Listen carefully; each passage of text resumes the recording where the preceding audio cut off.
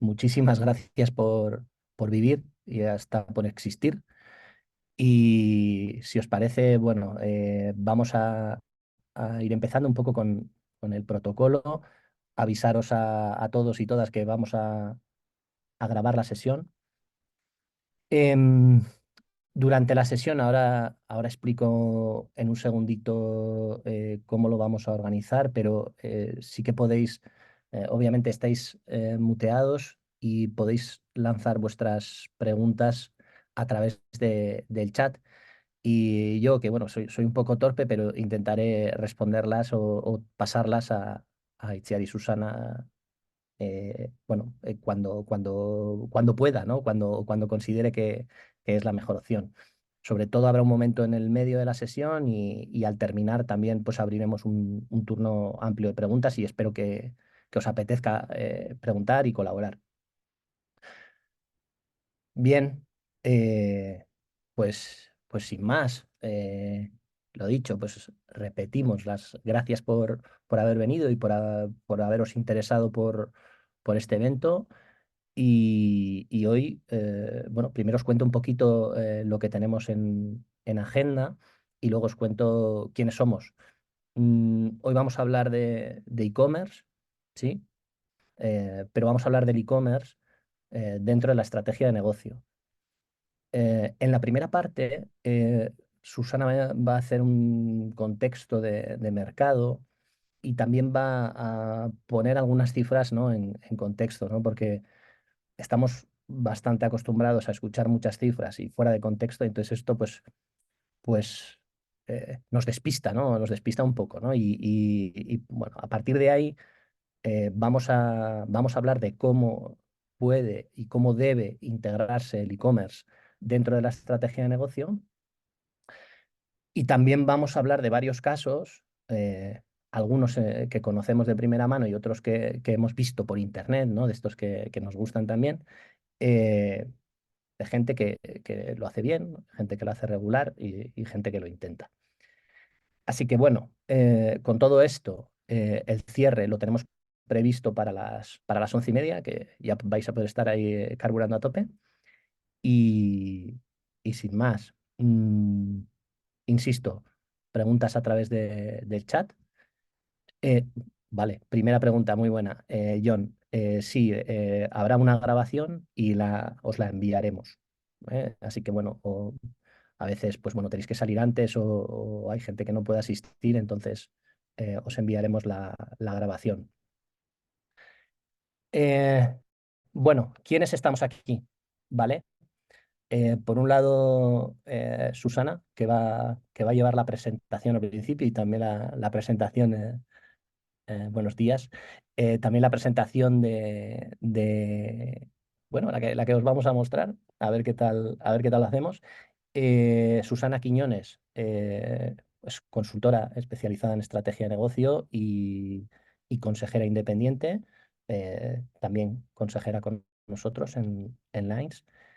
Y por otro lado, Itziar Idarraga, que es nuestra líder en Lines del Hub de Leads y es consultora especializada en estrategias, sobre todo en negocios de B2B. Entonces, bueno, estas dos super profesionales que me acompañan a mí, que soy Iñaki García y soy CEO de Lines. Y, y nada, pues con esto, si os parece, vamos al lío. Dale, Susana, presenta. Venga, dale y un poco lo que hemos visto ya, tanto la agenda del evento como los que estamos, ¿vale? Y a partir de aquí, bueno, solo para, pues digamos, esta frase que nos gusta, ¿no? Y al final, al que no le gusten los cambios, quiero decir, está en el sector equivocado, ¿no? Y bueno, tanto en el e-commerce como en el commerce sin i, pues nos toca estar cambiando todo el día y adaptarnos, ¿no? Es la forma de sobrevivir, ¿no? Entonces, bueno, me parece una frase adecuada para empezar. Y con esto, nada, espero que esta sesión os pueda inspirar y que al final, bueno, si mañana o pasado os acordáis de algo, sería un gran éxito, ¿no? Y si además de eso, pues nos llamáis a Lines, pues sería la leche, ¿no?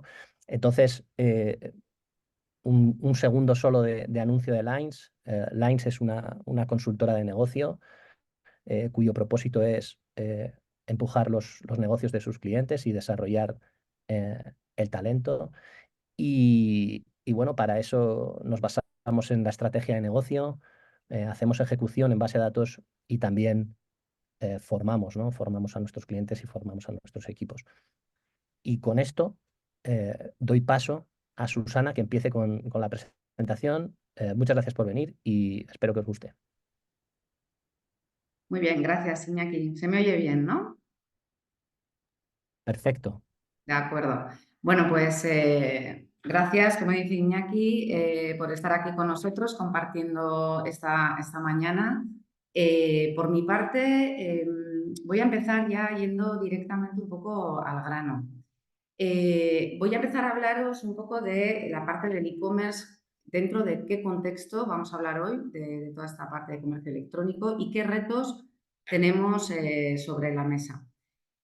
Como decía Iñaki, en el día a día nos despertamos con titulares en prensa especializada, en redes sociales, en relación a muchas cifras, ¿no?, relacionadas con todo lo que tiene que ver con el online, mucho dígito, y todo esto a veces nos provoca, pues, una cierta sensación de velocidad vertiginosa. Lo que hemos tratado es de centrar un poco los números, ¿vale?, para que tengamos sobre todo un orden de magnitud de qué estamos hablando cuando hablamos del e-commerce a nivel, en este caso, mundial. Es verdad que las cifras son bastante, bueno, impactantes, puesto que estábamos en unas cifras de unos 3 billones con B, que aparece billones de dólares, son billones europeos, 3 billones de dólares en el año 18, en lo que tiene que ver con el volumen en valor del e-commerce a nivel mundial.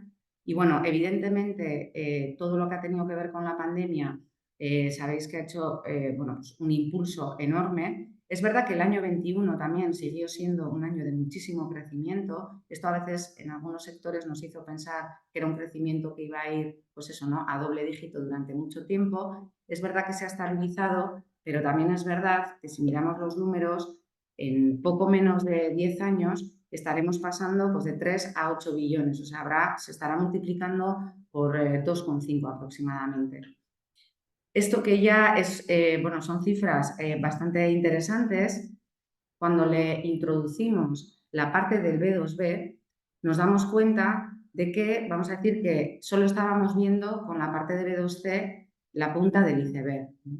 Realmente el B2B termina siendo aproximadamente el 75% de todo lo que tiene que ver con el e-commerce a nivel mundial, y por lo tanto, cuando vemos muchos de estos titulares que mencionaba antes, muchas estadísticas, casi siempre tienen que ver con la parte de business to consumer, no tanto de B2B, y vamos a ver a lo largo de la mañana que, bueno, pues esto es algo a considerar y mucho. De hecho, esta evolución tan rápida que ha tenido el e-commerce, si nos vamos un poco más a la parte del B2B, veíamos antes que en el B2C estábamos hablando de 2 por 2,5 en menos de 10 años, y aquí estamos hablando de que se va a multiplicar prácticamente por 4. Con lo cual, bueno, pues viendo un poco este contexto, ya empezamos un poco a diferenciar la parte de B2B, la importancia que tiene del B2C y las diferentes evoluciones. Una, Claro, una pregunta, Susana. Preguntan en el chat qué es el CAR, el CAG. es el crecimiento interanual. Es una tasa que se suele usar, pues, como para ver un poco si tuviéramos que hacer una tasa interanual de cuánto estaríamos hablando. En el caso del B2C, pues es un 11%, pero como veíamos, en el caso del B2B es un 16%.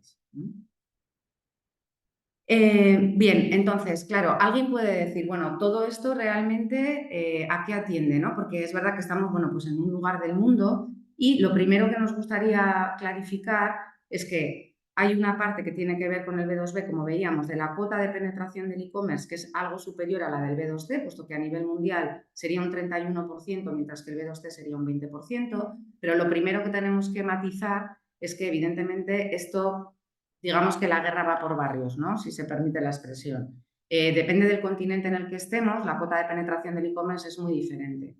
En Estados Unidos estamos hablando de que en B2C estaría alrededor de un 19%, mientras que en el B2B es un 15%.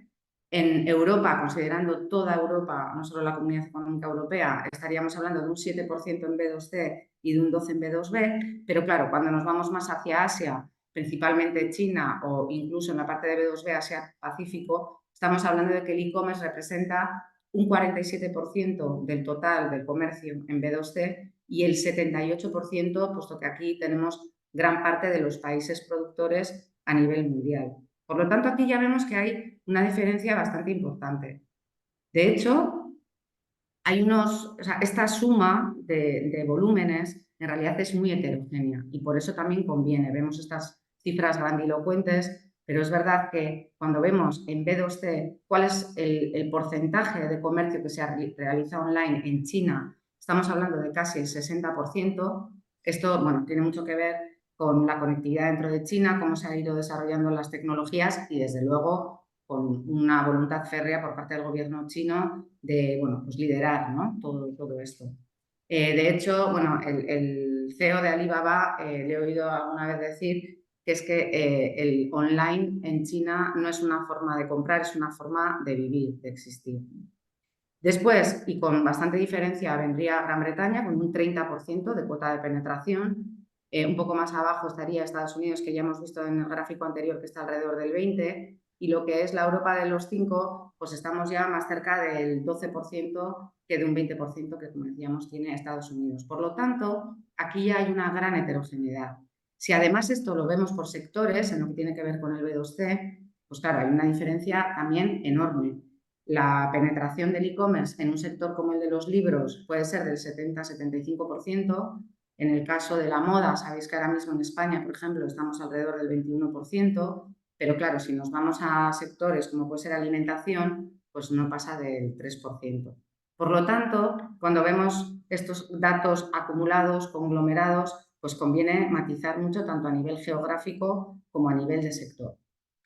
¿Qué ha pasado a nivel estatal en general, teniendo en cuenta todos los sectores con el e-commerce? Bueno, pues que empezamos prepandemia con un porcentaje de ventas online muy parecido al de Italia o Grecia, es decir, había mucha diferencia entre los países sur de Europa y países como Alemania o Francia, y la velocidad se ha ido casi recuperando en los últimos años y se prevé, bueno, pues eso, que pasemos de un 6% en el año 18 a un 21% nada menos, pues prácticamente el año que viene. Por lo tanto, España justo ha ido muy, muy rápido en la recuperación de esta evolución.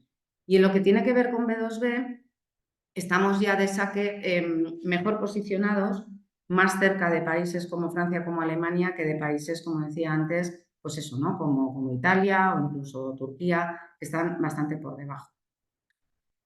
Estamos hablando de B2B y B2C, por lo tanto, y una de las cosas que me gustaría también comentar es que todos estos datos, al final, no dejan de ser unos datos, bueno, que habría que coger un poquito con pinzas, no las grandes magnitudes, no el hecho de que el B2B estamos hablando de 4 o 5 veces el B2C, eso está clarísimo, sí un poco en la parte de cuando consideramos dentro del B2B qué es lo que se llama e-commerce, podemos entender que no debe de ser fácil hacer toda esta estadística porque se supone que el B2B de e-commerce en realidad es toda aquella transacción que se hace automáticamente a través de un ordenador, sin intervención humana, sin registro previo y prácticamente sin operaciones, vamos a decir, complicadas. Entonces, bueno, me imagino que será bastante difícil determinar exactamente cuándo estamos hablando de un B2B puro o no, pero bueno, en realidad los datos, desde luego, en relativo nos sirven y, como decía antes, pues los volúmenes generales también. ¿Cuáles son los puntos en común entre el B2B y el B2C?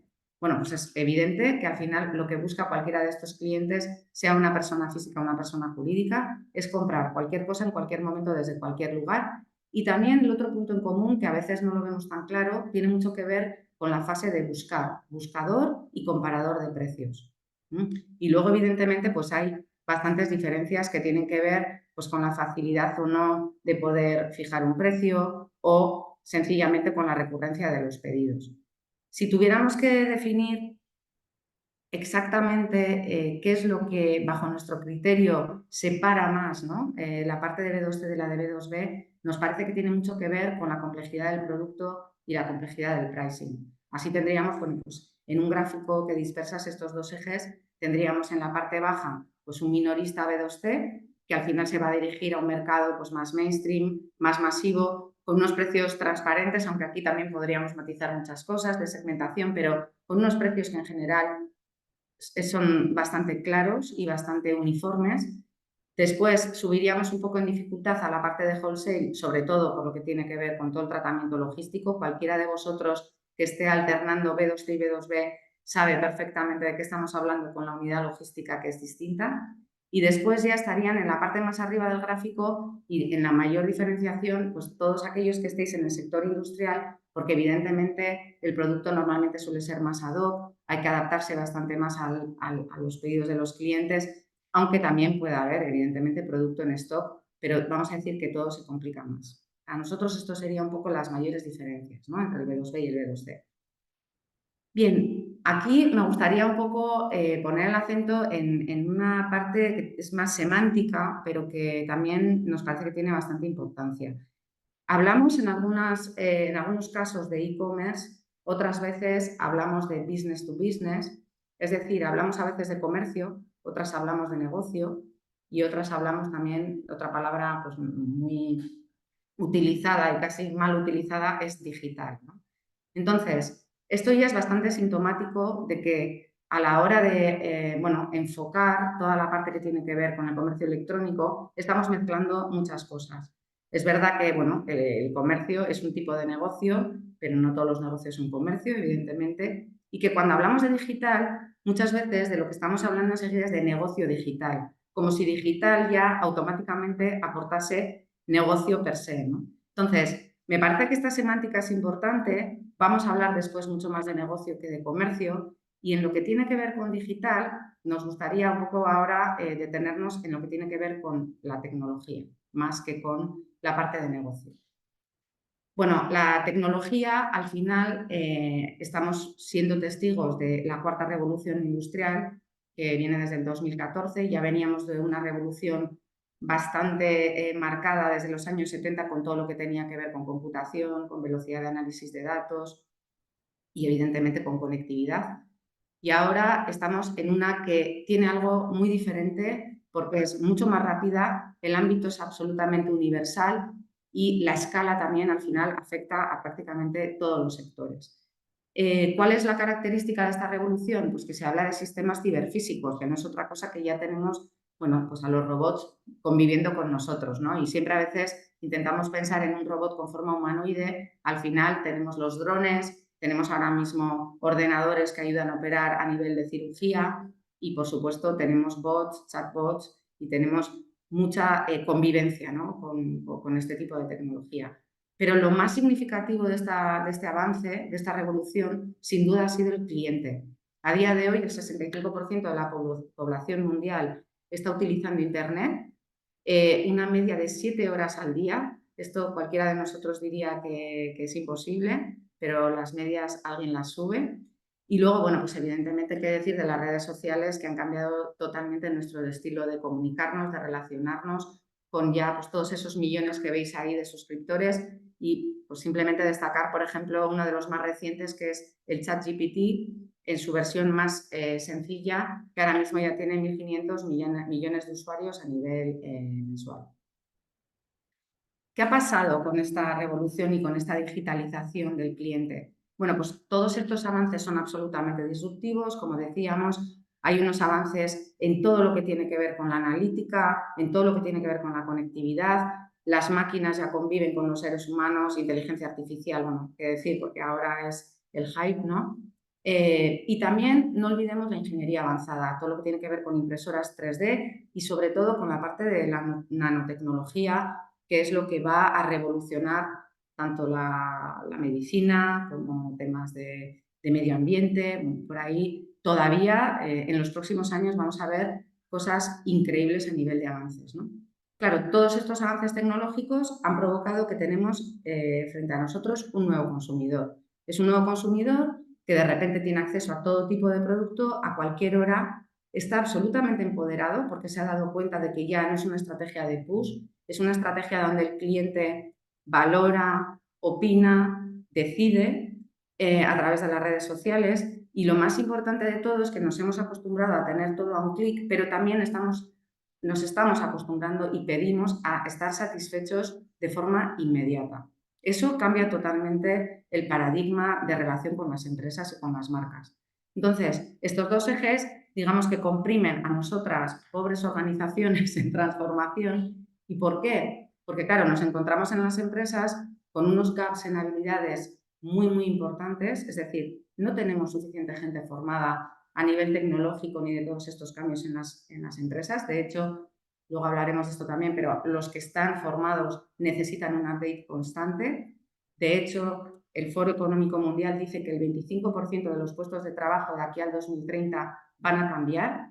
Habrá unos 80 millones que desaparecerán, habrá otros unos 90 millones que aflorarán, pero claro, ¿cómo vamos a llevar a cabo todo ese cambio?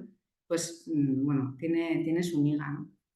Por otro lado, tenemos un horizonte en constante cambio, ya, bueno, pues la situación ya no es un entorno VUCA, es que esto ya cambia cada 5 minutos, pero seguimos teniendo unos recursos limitados, no sabemos muy bien cómo medir la rentabilidad de todos los cambios que estamos implementando, y una de las mayores dificultades tiene que ver con la resistencia al cambio. Al final, los equipos, pues somos seres humanos y digamos que el cambio no lo llevamos demasiado bien. Entonces, todo esto nos lleva a que muchas veces hablamos de omnicanalidad, se nos llena la boca hablando de, bueno, ¿cómo voy a hacer yo para con toda esta tecnología poder llegar a todos los clientes de todas las formas posibles, con todos los touch points que pueda? Y al final, yo una de las recomendaciones que haría es, tenemos que verlo desde el punto de vista del cliente, no tanto porque todas las misiones y visiones y planes estratégicos que vemos hoy en día dicen que ponen al cliente en el centro, y inmediatamente después hablamos de canales.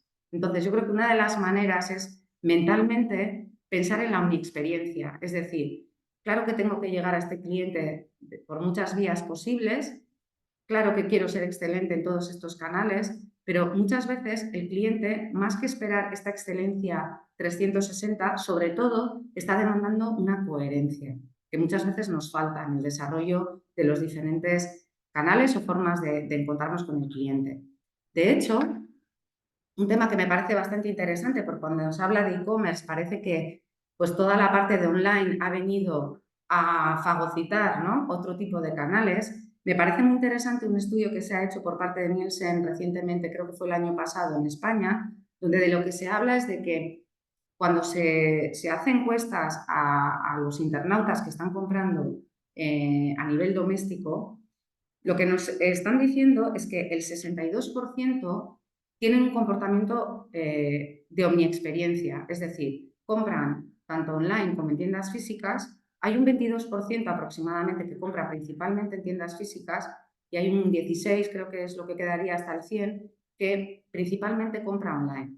Entonces, aparentemente con las nuevas generaciones y todo este desarrollo podría parecer que lo que va a ir ganando cuota va a ser la parte de online. Y sin embargo, tanto este cliente proyectándose en el futuro como países que están más avanzados en la parte de desarrollo de e-commerce, lo que vemos es que la tendencia sería más bien a que ese 62% que compra de forma variada irá hacia el 80%, y casi en forma de campana de Gauss tendríamos que el 80% va a ir comprando un poco aquí y allá, y casi en los extremos vamos a tener tanto gente que solo va a comprar a nivel físico y otros que solo van a comprar online. Entonces, esto es la dinámica en la que tenemos que pensar, que es un cliente que lo vamos a tener por todos los sitios y que vamos a tener que cuidar absolutamente todos esos touch points. Si vamos a la parte de B2B, también hay omnicanalidad, porque es verdad que, bueno, sobre todo después del COVID se ha desarrollado mucho todo lo que tiene que ver, evidentemente, con videoconferencia, también con desarrollo de webs, donde ya a través de los chats se puede llegar a tomar decisiones, con muchos temas también de búsquedas en diferentes marketplaces, en bueno, otro tipo de herramientas que han ido surgiendo, pero curiosamente no se abandonan el resto de canales. Bueno, en alguno de los estudios creo que aparecía el fax, que yo creo que me resulta bastante sorprendente, ¿no? Que todavía aparezca pues, esa herramienta que, bueno, algunos de los que estáis ni siquiera habréis visto nunca cómo suena, los que ya peinamos canas, pues sí, pero lo interesante de esto es ver, no se abandonan los canales anteriores. De hecho, incluso en momentos donde se reconoce, las empresas que trabajan en el B2B reconocen que el e-commerce es un canal casi el más efectivo. Sin embargo, la gran mayoría de compradores dicen que consideran que la relación personal tiene un valor añadido muy importante y hay una parte, un 59%, que dicen que les gustaría por lo menos haber tenido un contacto humano al menos en una ocasión. Esto, al final, ¿qué quiere decir? Pues quiere decir que lo tenemos que cuidar absolutamente todo y que no es que haya una canibalización, sino que, bueno, se nos complica el tema, ¿no? Porque vamos a tener que tener esa panoplia de soluciones para poder atender bien todos los canales y todo tipo de clientes, sean empresas o personas.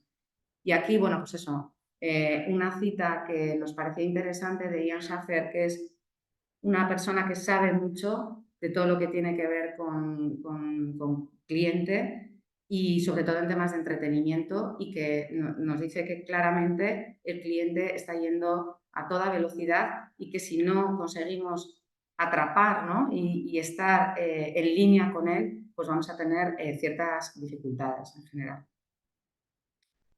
Bien, hasta aquí entonces un poco todo lo que tiene que ver con el contexto de transformación de números y un poco lo que nos parecía interesante tratar antes de abordar lo que tiene que ver con el modelo de negocio. Bien, aquí vamos a empezar hablando del Business Model Canvas. Supongo que entre los que estáis, pues bueno, habrá gente que está muy familiarizada con esta metodología, otros quizás no tanto. A nosotros en Lines, en la parte de consultoría estratégica, nos gusta utilizarlo porque es una herramienta realmente práctica que, digamos, que da mucho pie a la participación, que da mucho pie a la transformación y a la adaptabilidad, como decíamos antes. Y bueno, pues para aquellos que no tenéis tan claro de qué estamos hablando, esto es una herramienta que, bueno, desarrollaron dos investigadores suizos y que, bueno, pues que luego se ha utilizado mucho en el mundo de estrategia y de empresa, como os decía. El modelo, o sea, la metodología empieza hablando de la propuesta de valor, es decir, qué es lo que yo estoy proponiendo, para qué cliente y, sobre todo, esa propuesta de valor tiene que partir del cliente en el que estoy pensando. Qué necesidades, o mejor dicho, muchas veces son qué frustraciones, qué problemas, qué dificultades estoy atendiendo de ese cliente, los famosos pains and gains. De hecho, una de las partes interesantes de esta metodología es que incluso previo a este Business Model Canvas, habla del Value Proposition Canvas, que de lo que habla es sobre todo de concentrarse en cuáles son esas necesidades del cliente para no correr el riesgo de, como nos suele pasar en las empresas, partir de una propuesta de valor un poco porque yo lo valgo, porque yo sé que mi producto es bueno, mi servicio tiene unos atributos muy diferenciados. Bueno, pues aquí es verdad que Ford decía que si hubiera preguntado al cliente hubiera hecho un caballo más veloz y no un coche, pero también es verdad que tenemos un poco la obligación de ponernos en la piel del cliente, incluso aunque tengamos que ser un poquito visionarios con respecto a sus necesidades. Estos son los dos bloques principales. Después estarían los bloques relacionados con cómo hago llegar esa propuesta de valor a esos clientes, toda la parte que tiene que ver con cómo monetizo, evidentemente, esta idea, este servicio, este producto que estoy lanzando al mercado, qué recursos y actividades clave voy a necesitar para desarrollarlo, con qué partners, y esto es un punto muy importante de la estrategia en todas las empresas cada vez más. Muchas veces no se trata de que lo hagamos todos nosotros, sino que nos rodeemos de gente especializada que lo sabe hacer. Y por último, en la parte de abajo, todo lo que tiene que ver con los costes.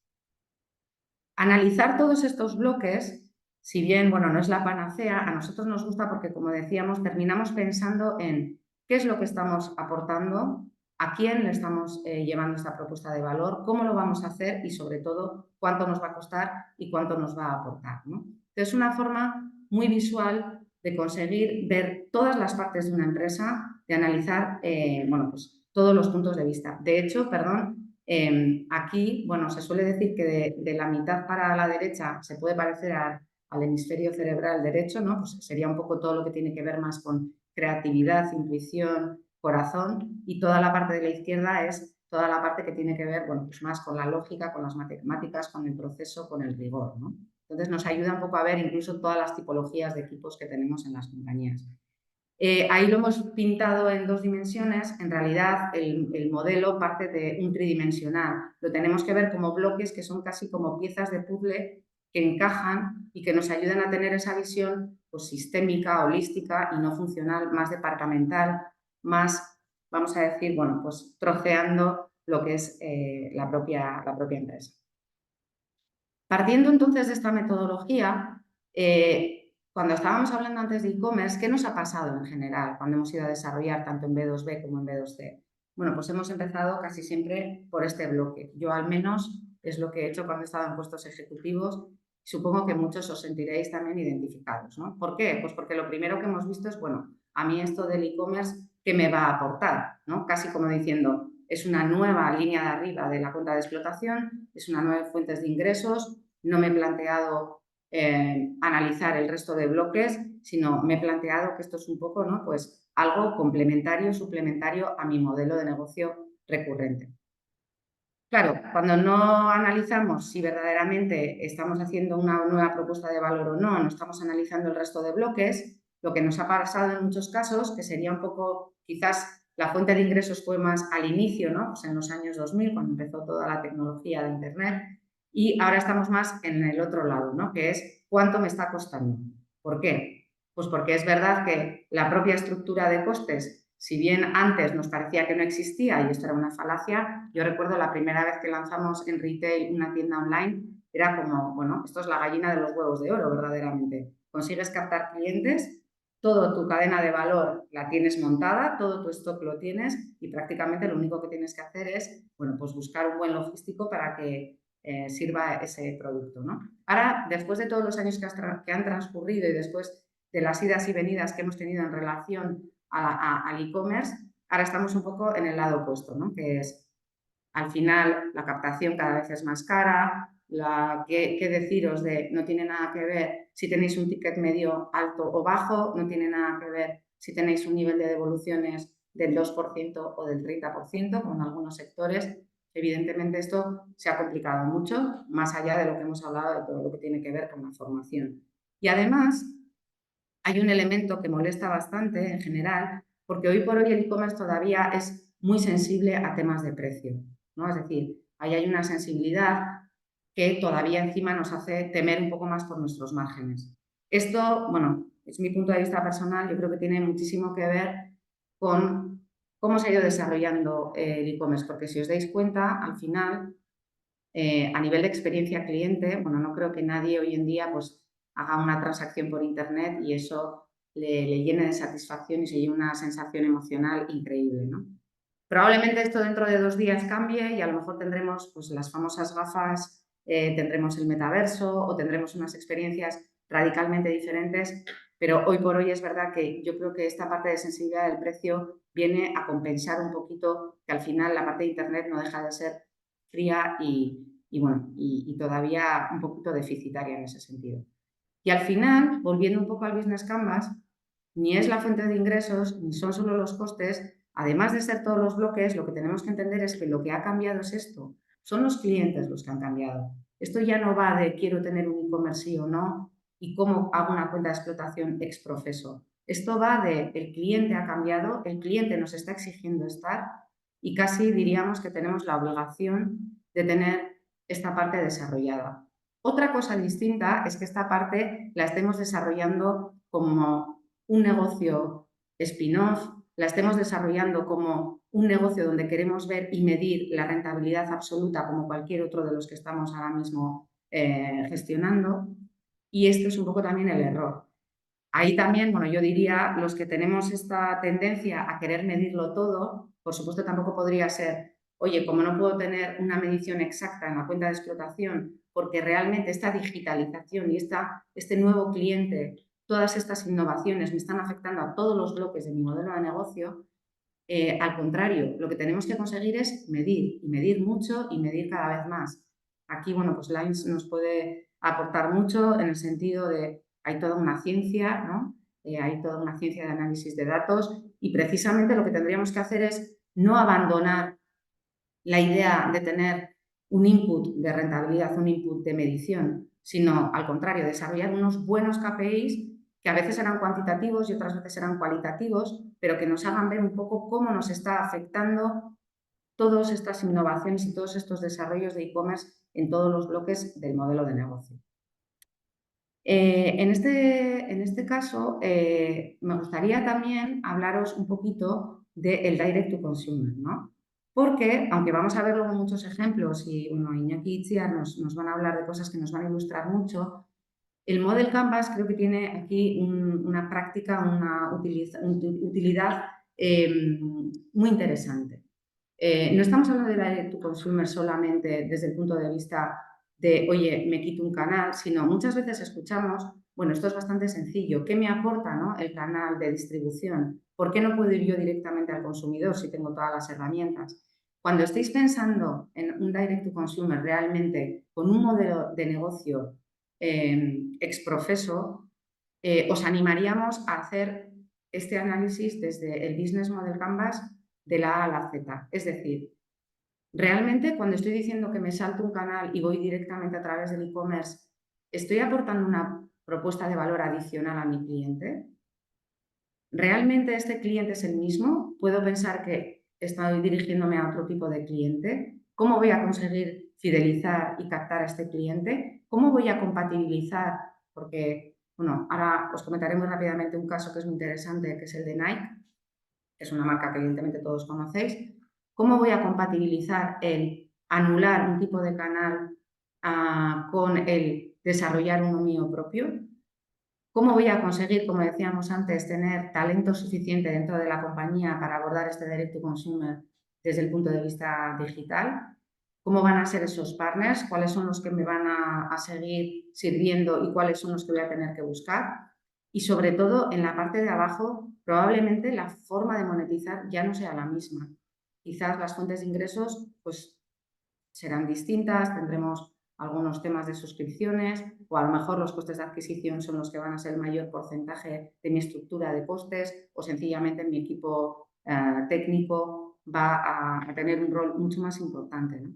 Entonces, ¿por qué hago este inciso con el direct to consumer? Porque si bien puede ser muy interesante, como decía, a veces frivolizamos un poco y os comentaba el caso de Nike, que bueno, ya tiene un empeño hace muchísimos años, pues todos los que estáis en deporte lo sabéis, ¿no? Lanzando propuestas al mercado directas, en su momento eran las tiendas propias, después han desarrollado todas estas aplicaciones y comunidades, ¿no?, tanto a nivel deportivo como no.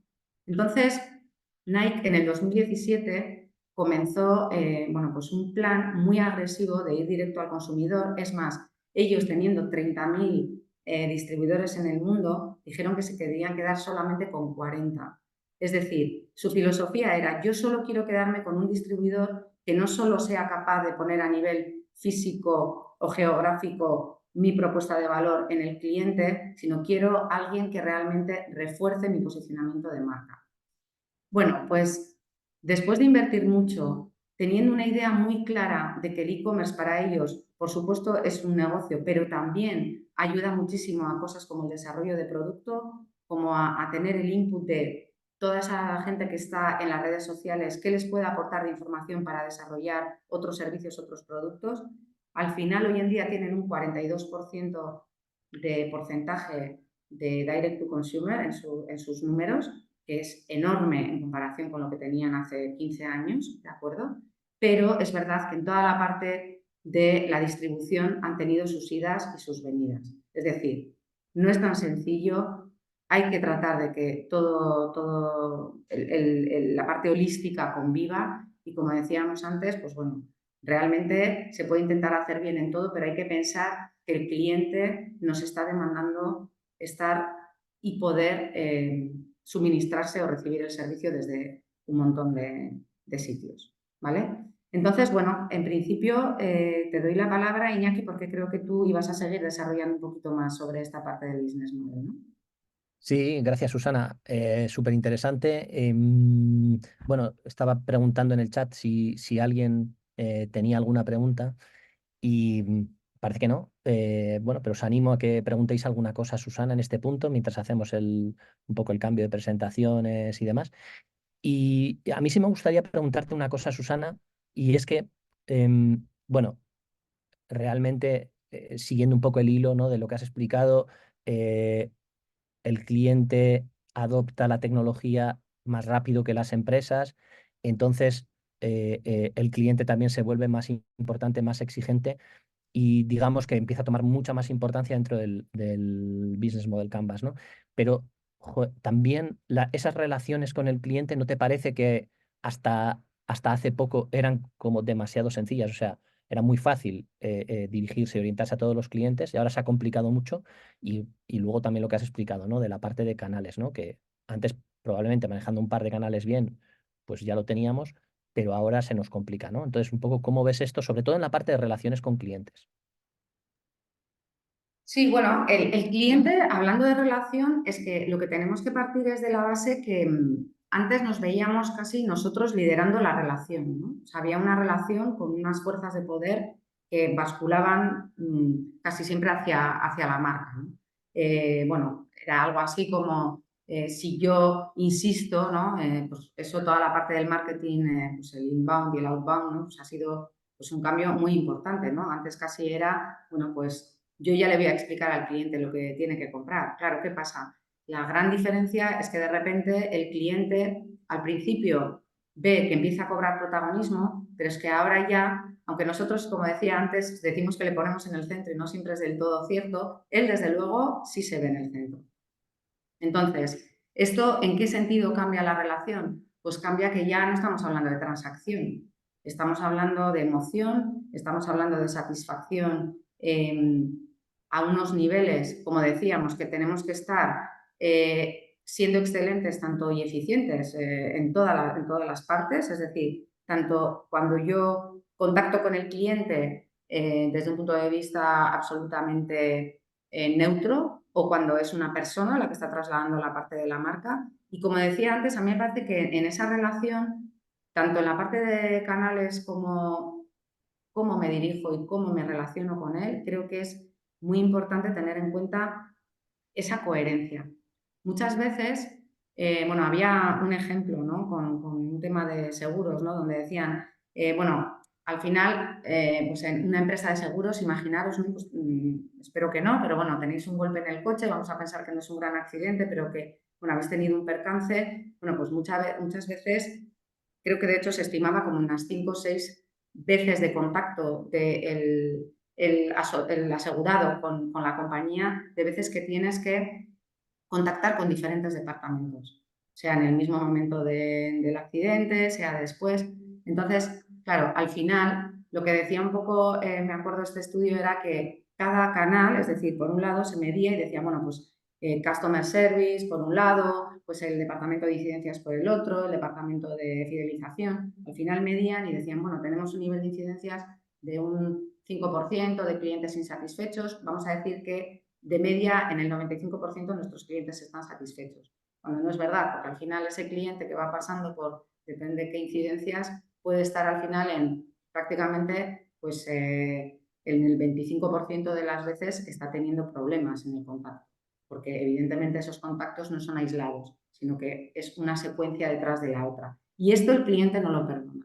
Lo perdona, yo creo que bastante menos que el mero hecho de que en uno de los touch points pues no estés desarrollado a todos los niveles, pero sí quiere poder buscarte, quiere poder entenderte, quiere poder tenerte o no en cualquier momento.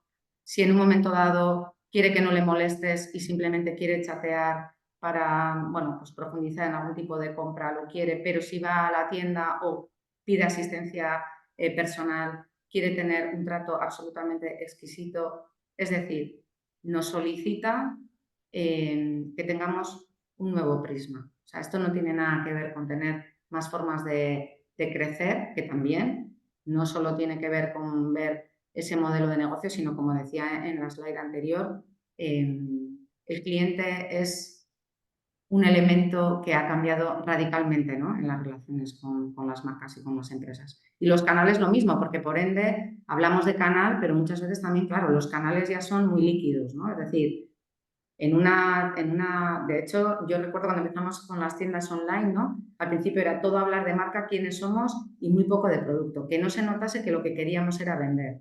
Después pasamos un poco al extremo contrario, ¿no? Que es el producto lo primero y toda la parte que tiene que ver con la marca, pues bueno, la ponemos haciendo scroll en la parte de abajo, ¿no? Y al final esto probablemente se irá mezclando cada vez más. ¿Por qué? Porque el cliente quiere todo. Quiere que tu producto entenderlo, quiere verlo bien, quiere saber por qué le está satisfaciendo a él esa necesidad, pero al mismo tiempo también quiere saber mucho de quién está detrás de la marca. Esto lo vemos ahora, bueno, pues con el live commerce, ¿no?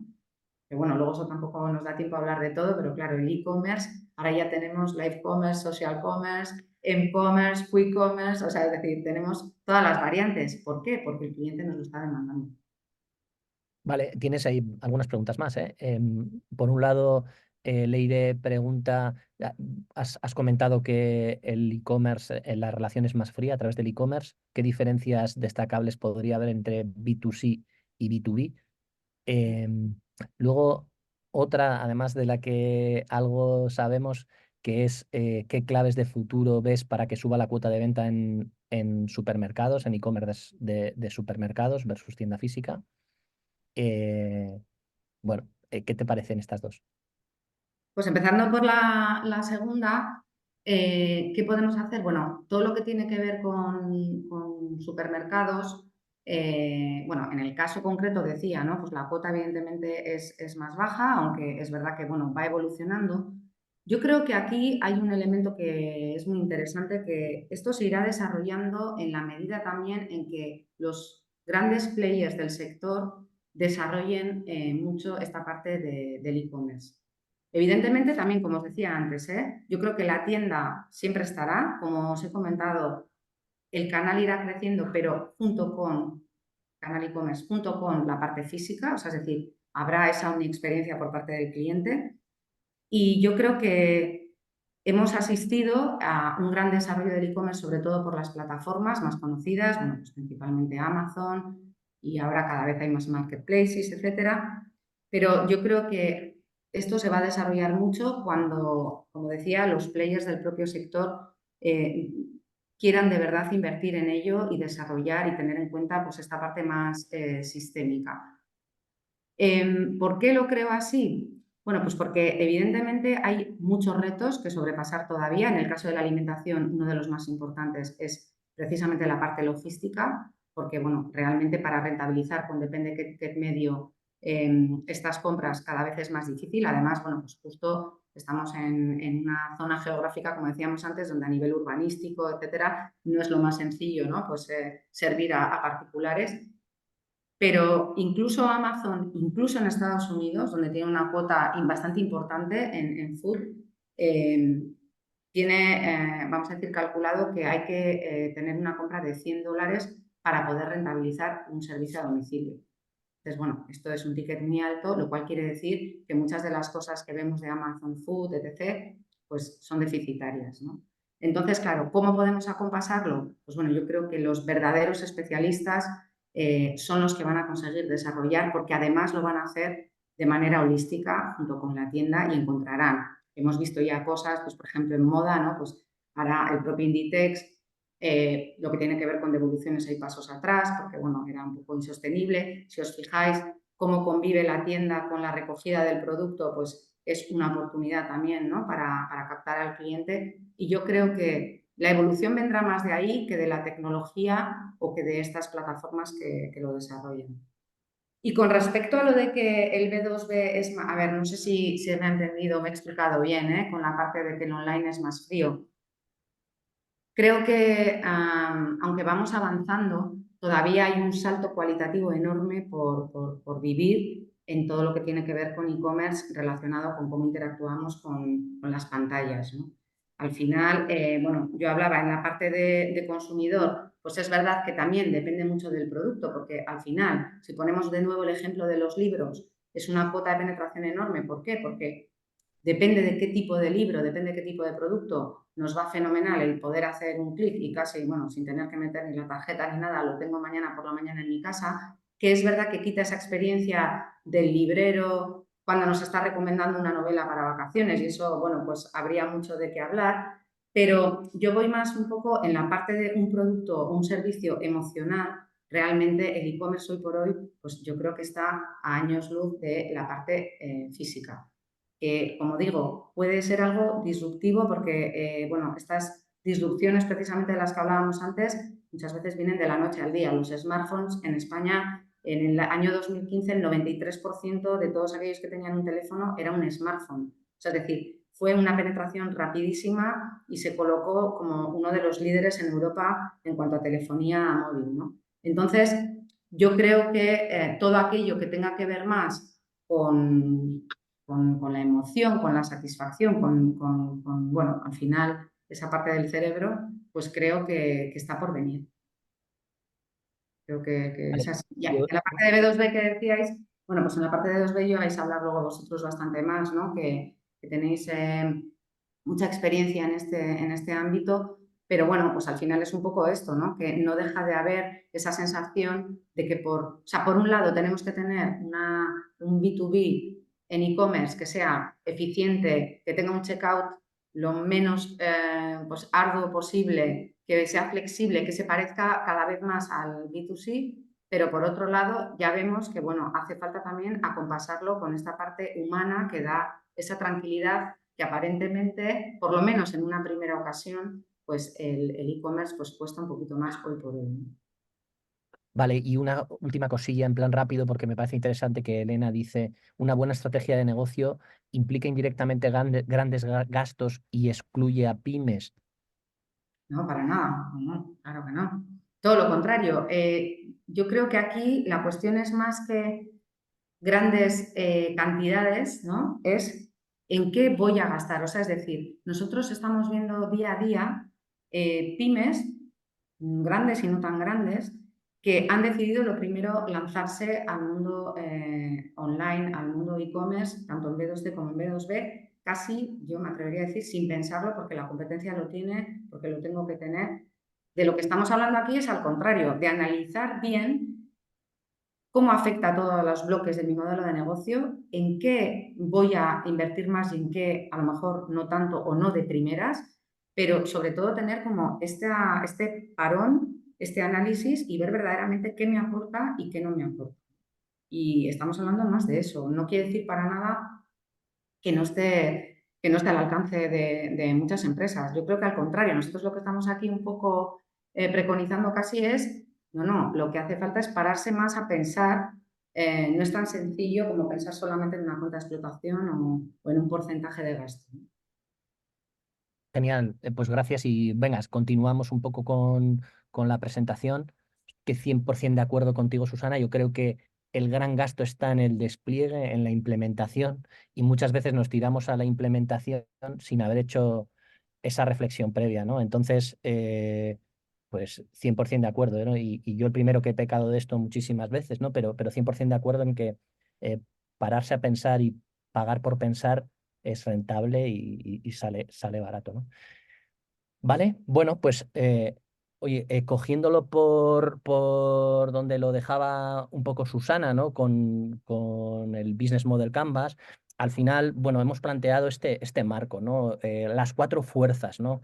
Las cuatro fuerzas del e-commerce. Y las cuatro fuerzas del e-commerce no dejan de ser más que estrategias, ¿no? Y al final hemos identificado como dos grandes bloques, ¿no? Dos estrategias que pueden estar más centradas en la venta y dos estrategias que están más centradas en el cliente. Bueno, pues un poco como comentaba Susana, dentro de la venta, pues la más habitual, ¿no? Sí, la que seguramente todos tenéis más localizada es, pues bueno, esa estrategia de omnicanalidad, ¿no? En el que al final el e-commerce pasa a ser un canal más, ¿no? Por otro lado, un poco también en este D2C, lo que comentaba Susana, ¿no? Una estrategia más centrada en la venta, en el que el e-commerce pasa a ser el principal canal de venta, pues con las implicaciones que tiene. Y luego tenemos las dos estrategias que están más centradas en el cliente, ¿no? Y que igual son un poquito más diferentes, ¿no? Entonces tenemos por un lado que el e-commerce puede jugar una estrategia dentro de la innovación de la empresa, y por otro lado, y esta estrategia de innovación está basada en el conocimiento del cliente, justo esto que estábamos comentando, ¿no? Y otra estrategia que está más basada en el posicionamiento y que también parte de las experiencias que generamos con clientes.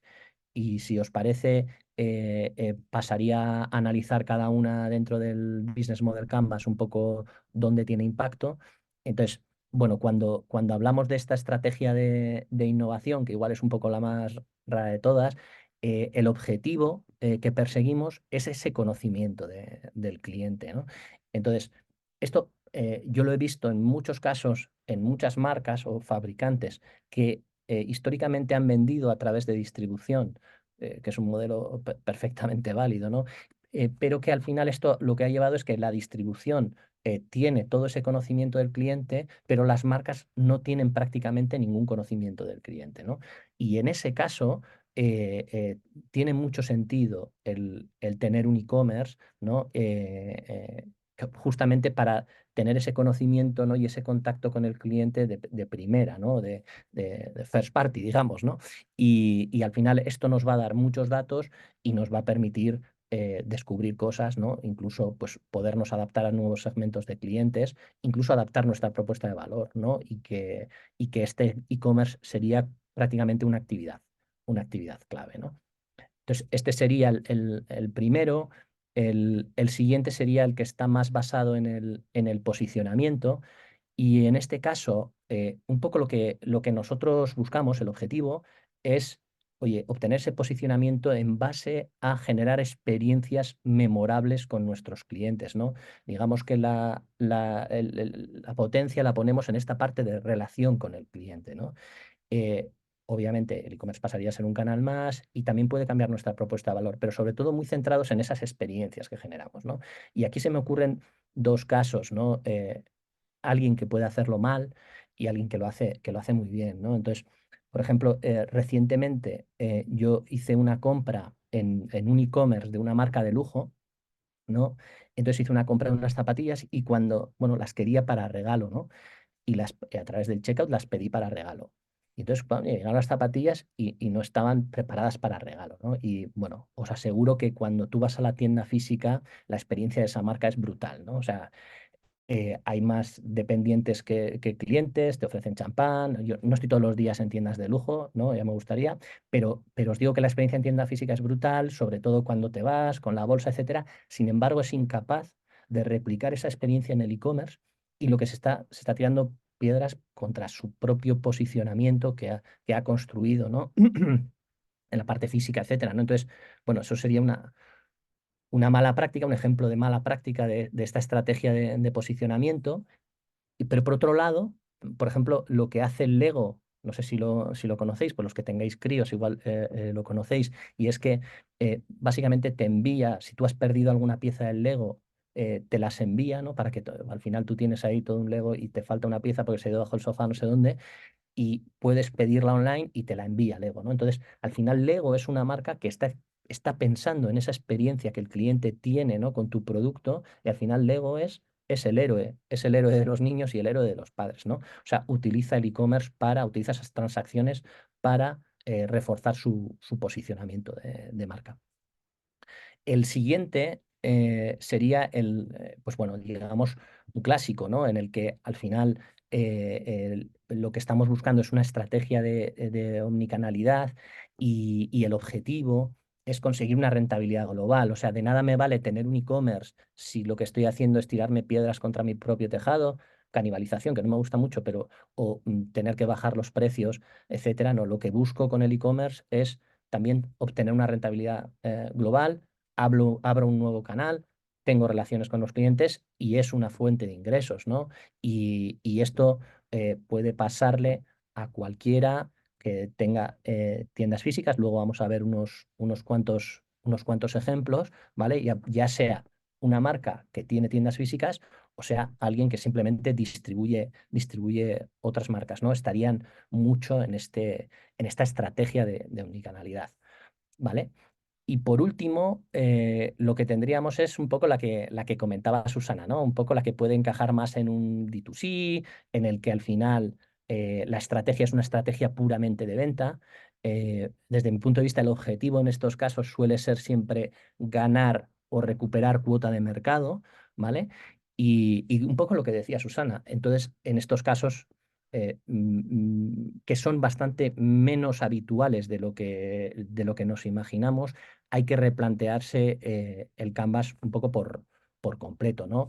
Em, ¿Por qué estos casos son menos habituales? Pues porque o bien es para alguien que de alguna manera no tiene futuro en los canales en los que ha vendido históricamente, o bien es para alguien que empieza de nuevo, ¿no? Pero es bastante raro bueno, pues o es para Nike, también puede ser para Nike, como ha dicho Susana, ¿no? Y voy a ir aquí, aunque luego todo viene con ciertos matices, ¿no?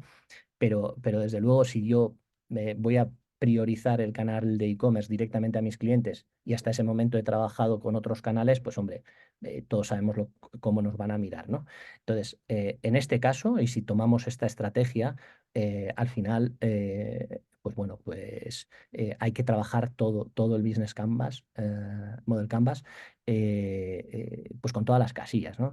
Entonces, a mí aquí, yo tengo un caso en el que nos ha pasado casualmente esto, ¿no? En una marca de conservas y pasa porque realmente mm, a través de los canales de venta tradicionales les resulta muy difícil crecer y les resulta muy difícil diferenciarse sobre todo, ¿no? Al final tienen un producto que es difícil, aunque es un producto de nivel alto, ¿no? Es difícil diferenciarlo de otros y el canal no les ayuda con esto, con lo cual, pues su estrategia pasa por abrir este canal D2C y potenciarlo al máximo. Pero os digo que es como la eterna promesa que hemos tenido siempre con el e-commerce, pero que luego en la práctica, en la realidad, no encaja en todos los negocios, ¿no?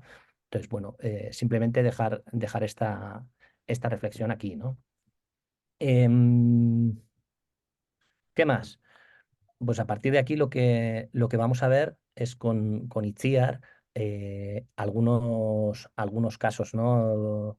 De cómo estas cuatro fuerzas, ¿no? Digamos, estas cuatro estrategias se están utilizando en casos concretos en los que nosotros hemos trabajado o en los que no.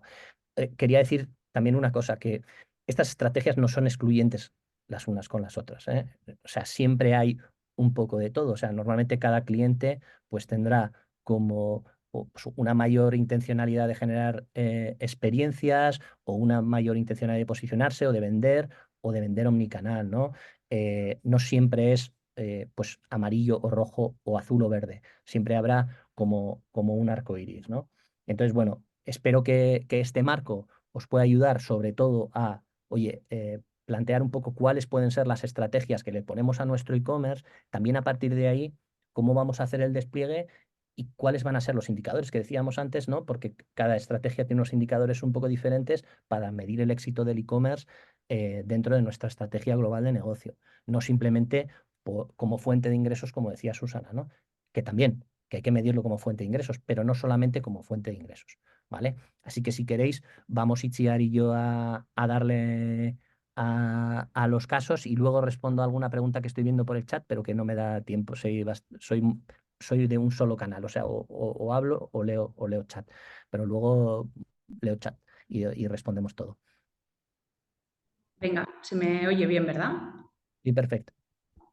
Pues vamos allá. Bueno, lo que decía Iñaki, al final hemos intentado traer un marco que os ayude, ¿no?, a hacer esa reflexión mucho antes de empezar a valorar, ¿no?, cuáles son las tecnologías, las plataformas o las tácticas que tenemos que llevar a cabo, partiendo un poco de ese Business Model Canvas, ¿no?, que nos dice dónde estamos y cuáles son un poco las energías de nuestro modelo de negocio y las fuerzas que al final nos marcan un poco, bueno, dónde queremos establecer esa palanca para ese e-commerce, ¿no? Y lo que decía Iñaki, pues a partir de ahora, ¿qué, no? ¿Cómo abordamos ese proyecto? ¿Cuál es el reto que tenemos delante? ¿Cómo establecemos objetivos? ¿Cuáles son los KPIs que nos van a ayudar a entender el rumbo del proyecto? Y al final, bueno, ¿cómo se hace ese despliegue, no? Empezamos un poco por el principio y llegamos hasta el final, ¿vale? Y para ello, bueno, hemos encontrado tres casuísticas que entendemos que que pueden cubrir un poco todo lo que podáis estar trabajando, al 95%, ¿vale? Como decía Iñaki, los modelos no son puros muchas veces son combinaciones de varios modelos, pero bueno, 3 casuísticas que entendemos que os pueden ayudar, las vamos a desplegar un poquito y sobre todo a traeros algunos ejemplos. Creo que en este caso más de buenas prácticas, lo que nos da la idea de que quizás casi podríamos hacer una sesión de aquellas malas prácticas que se dan en algunos casos y algunos errores, o sea que lo dejamos ahí en el aire para la próxima. Bueno, de clientes que en algunos casos conocemos muy bien, otros no tanto, pero que son modelos y son estrategias que nos han llamado la atención, ¿vale? Pues vamos allá. Vale, este es el primer modelo que hemos planteado, ¿vale? Este es un modelo B2C, directo al consumidor, con tiendas físicas, que es un modelo que, bueno, históricamente os vendrán a la cabeza sobre todo, bueno, sectores de moda, de belleza, sectores de hogar, incluso sectores tipo do it yourself, ¿vale? En esos sectores se da mucho este modelo. Y aquí, en definitiva, bueno, el reto principal es asentar el e-commerce como un canal de venta relevante, ¿vale? Aquí es verdad que en función del modelo, del punto de madurez en el que estemos, puede implicar más o menos venta, ¿vale? Pues más al principio, más avanzado, pero sí que buscamos establecerlo como un canal de venta que conviva, ¿vale? Que conviva muy bien con el resto de canales. Por eso aquí cogemos un poco de fuerza en esa parte de canal y hablamos mucho de la omnicanalidad, ¿vale? Reto principal, visión única de cliente, una omnicanalidad que sea real, pero que la experiencia también sea memorable y sea coherente en todos esos puntos de contacto, ¿vale? En proyectos así, ¿qué objetivos o qué retos deberíamos estar buscando cumplir y son los que tienen que guiar todo el despliegue táctico que va a venir después? Pues lo que decía ahora mismo, ¿no? Diseñar una experiencia de cliente única y que esa unicanalidad no sea solo en el papel, sino que sea real en esos puntos de venta que tengamos, en los formatos que puedan ser y en el e-commerce o en la experiencia digital que estemos planteando, ¿vale? A partir de aquí, desde el canal digital buscaremos ese posicionamiento de marca, ¿vale? Porque puede ser que lo tengamos mucho en el ámbito más físico, pero tengamos que construirlo un poquito más de cero en el digital cuando nos hagamos este planteamiento y que esto nos permita, bueno, captar nuevos clientes. Pues ¿por qué? Porque muchas veces el digital nos va a permitir captar públicos que igual a través de tienda no podíamos llegar a captar, ¿no? Pues públicos con comportamientos y con necesidades que puedan ser diferentes, aunque luego también estén en tienda, ¿vale? Es una oportunidad para encontrar nuevos clientes, perfilar muy bien esas tipologías de cliente y, en base a los datos sobre todo, conseguir una personalización, ¿vale? Una personalización de la experiencia al completo. Aquí, retos importantes, y luego lo vemos en los KPIs, construir ese modelo de atribución, ¿vale? Que es un poco como el eterno reto y sabemos, y lo decimos nosotros que trabajamos mucho con los datos, que es difícil hacer un modelo perfecto, pero es mejor tener un modelo que no tener ninguno, ¿vale? Un modelo que nos permita de alguna manera controlar ese coste de adquisición de nuevos clientes y poder valorar, bueno, esas tácticas que estamos llevando, cómo están funcionando, ¿vale? Y después aquí hay un tema súper importante que sería la comunidad, ¿vale? Esa base de clientes, ahí debe haber un foco muy importante donde diseñemos muy bien y despleguemos una estrategia para explotar o para hacer crecer esa comunidad de usuarios afines a la marca, ¿vale?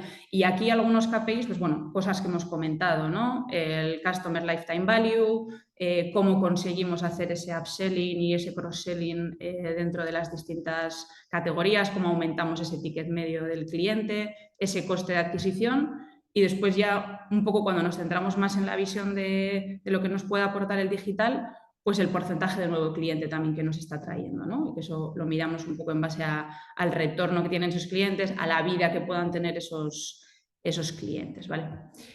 A partir de aquí traemos 3 ejemplos. El primer ejemplo es una textura, que no sé si lo conocéis, pero bueno, Textura es un retailer de textil para el hogar, que ahora mismo cuenta con, yo creo que unos 100 puntos de venta, entre tiendas propias y algunos corners que tienen en algunas grandes superficies.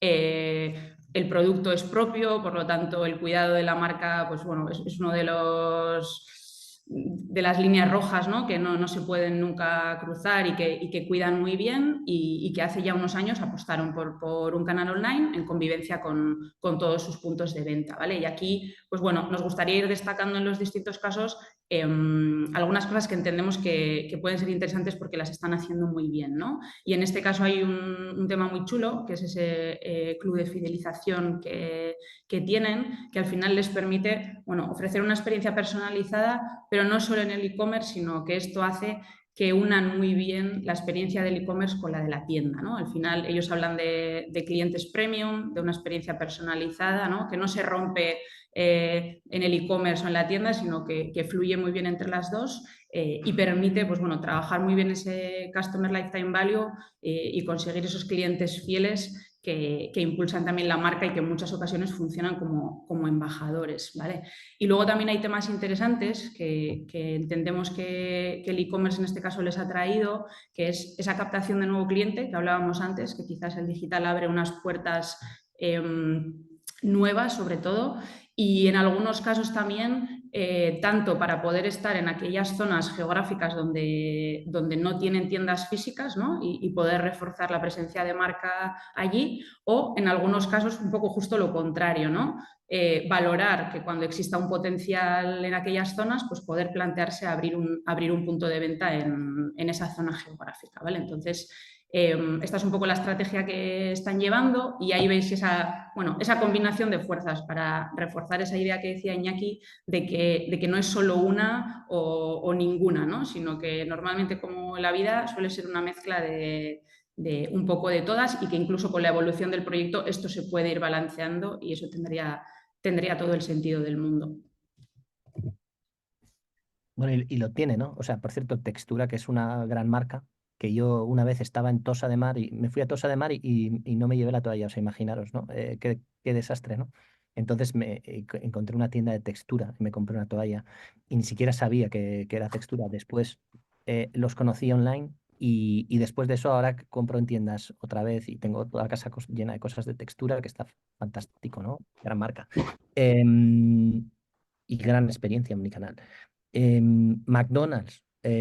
Bueno, pues supongo que todo el mundo sabéis quiénes son McDonald's, que son una franquicia de comida rápida, pues creo que es la más grande del mundo y con un enorme despliegue geográfico. Y bueno, ¿y cómo usa McDonald's el e-commerce, ¿no? ¿Y qué estrategias está siguiendo, ¿no? Obviamente, el e-commerce es un canal más, un canal más, ¿no? De venta, pero no es el canal prioritario y obviamente quiere favorecer, digamos, esa venta, ¿no? Diga, omnicanal, ¿no? Pero fundamentalmente McDonald's, como lo está utilizando, es como una herramienta de posicionamiento, porque uno de los objetivos de McDonald's, y no es de ahora, sino que es históricamente, desde que regalaban, digamos, esos muñequitos y tal, ¿qué se estaba generando? Se estaba generando una experiencia, ¿no? Una experiencia con la marca memorable, ¿no? Y McDonald's está utilizando el e-commerce para generar también experiencias memorables con la marca, ¿no? Y a partir de ahí, un poco lo que comentaba antes, ¿no? Esa parte más, esa fuerza amarilla, ¿no? Esta parte de innovación. Esta parte de innovación, ¿por qué? ¿Por qué está usando McDonald's el e-commerce como una fuente de innovación? Porque al final, en la transacción, digamos, normal con McDonald's, yo voy allí al mostrador, pido y me lo como, ¿no? Pero ahí no hay datos, digamos, o hay muy pocos datos. Y entonces McDonald's está utilizando el e-commerce para hacer crecer el porcentaje de venta logada, de venta con datos de usuario que tiene, ¿no? Y a partir de ahí utilizar esos datos, utilizar ese comportamiento, utilizar esa compra para tomar mejores decisiones de negocio, adaptar productos, etcétera, ¿no? Incluso algo crítico en ese caso, que son las políticas promocionales, que también sabéis que son muy importantes y muy agresivas con esto. El e-commerce nos permite identificar cuáles funcionan, cuáles no funcionan, malos usos. Entonces, bueno, por ahí hay un conocimiento que va más allá de lo que puede generar de venta, que también, ¿vale? Entonces, bueno, otro de los casos que conocemos, ¿no? Y, ¿cuál es el siguiente, Itzi? Bueno, pues este también me toca a mí y también pues lo conozco, ¿no? De hace muchísimo tiempo, ¿no?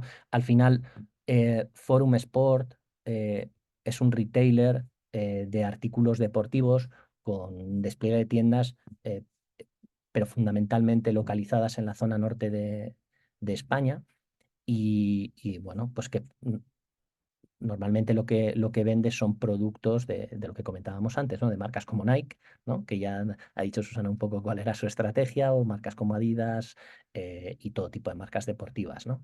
Y al final, respondiendo también a una de las preguntas que he visto en el chat, ¿no? Al final, ¿cómo utilizan el e-commerce? Pues obviamente como un canal de venta, aquí muy claramente venta y omnicanalidad, hay que vender y hay que generar rentabilidad, no solo en e-commerce, también en las tiendas físicas, pero una de las estrategias, ¿no? Es realizar campañas digitales geolocalizadas donde están las tiendas físicas, ¿no? Y esto, hoy en día las herramientas lo permiten hacer. Obviamente, donde tenemos tiendas, nuestros porcentajes de venta, etcétera, son mayores y podemos potenciarlo todavía más haciendo campañas geolocalizadas, ¿no? Combinando e-commerce y tiendas físicas, ¿no? Por otro lado, eh, en la combinación de e-commerce y tienda física también, ¿no? Al final, una experiencia reciente, compro en el e-commerce y lo devuelvo en tienda física, ¿vale? A nadie nos gustan las devoluciones, también viendo un poco lo que viene en el chat, pero a lo mejor compra es la que no termina en devolución, sí, pero si termina en devolución, lo peor que puede pasar es que tengamos una experiencia nefasta, ¿no? Entonces, si somos capaces de a través de la tienda generar una buena experiencia, pues probablemente en vez de una devolución habrá un cambio y ese cliente seguirá comprándonos, ¿no? Pero no solo eso, otra de las cosas interesantes de un día que me fui a comprar unas zapatillas en Forum Sport y me fui a comprarlas y no había mi talla. Y entonces el vendedor me dijo, pero espera, no te vayas, si quieres te las pido y te las mando a tu casa. Y entonces, pues obviamente, él hizo un pedido a través de la tienda online y me llegaron las zapatillas a mi casa. Y entonces, en lugar de irme a otra tienda a comprarme esas zapatillas de mi talla que no había, él capturó la venta y la realizó de manera siendo muy inteligente, ¿no? De manera omnicanal, la hizo a través de la tienda online, ¿no? Entonces, otra de las estrategias interesantes de alguien como Forum Sport, ¿no? Y el siguiente ya creo que te toca a ti, ¿no, Itzi? Sí, no, un poco al hilo de lo que decías que comentábamos ayer, ¿no? La posibilidad que te da el e-commerce de tener todo ese catálogo, ¿no? En Forum, por ejemplo, ¿no? Esa gama que tiene de marcas, esa amplitud de categorías, pues una tienda física con el coste que tiene el metro cuadrado en muchas ciudades, pues es inviable, ¿no? Entonces, un poco al hilo de lo que decías, te permite esa capacidad de tener todo tu catálogo y cuando se trabaja bien y se personaliza bien la oferta, pues puedes hacer llegar una gama mucho más amplia, ¿no? Y al final la tienda se convierte en ese lugar donde pasan cosas, donde se da esa experiencia un poco más sensorial, ¿no? Incluso hasta que puedes probar tus zapatillas en una pequeña montaña, pero la gama al completo está disponible a un clic. Totalmente, totalmente. Te permite jugar con eso. En la tienda física es muy difícil, aunque tuvieras todo el espacio del mundo, el cliente no tiene todo el tiempo del mundo ni puede recorrerlo. Nos permite también personalizar, ¿no? En base a los gustos de cada cliente. También nos enriquece, digamos, en la propia tienda física con kioscos que pueden estar ampliando la información de productos, ¿no? Y bueno, pues sí, sí. Gracias por el recordatorio, que es que ya se me había ido. Nada. Venga, pues hemos visto ese modelo B2C con tienda física y un poco los retos y algunos ejemplos. Y, perdón, que me he ido para... Ahí estoy. Y el segundo modelo, que además tenemos aquí una errata, porque aquí hablamos de modelos B2B, ¿vale? Se nos ha colado aquí el título, pero hablamos de modelos B2B y hablamos de modelos B2B muy puros, ¿vale? Aquí, al final, bueno, muchos de vosotros estaréis trabajando en ellos y podemos encontrar desde fabricantes, encontramos reflexiones para empresas de servicios, que yo creo que luego veremos un caso interesante, y luego un modelo que puede resultar como el más cercano a la idea del e-commerce, ¿vale? Que puede ser el mundo de la distribución, un poco por esa amplitud en la gama que puedan tener y un poco por el funcionamiento y la velocidad que tiene ese negocio, ¿no? Que se pueda parecer quizás a un consumo más casi de B2C en algunos casos. Aquí al final, ¿de qué hablamos? Pues bueno, como ya sabemos, un B2B tiene un canal de venta normalmente, tiene su llegada al mercado a través de instaladores, de la propia distribución, de equipos de ventas.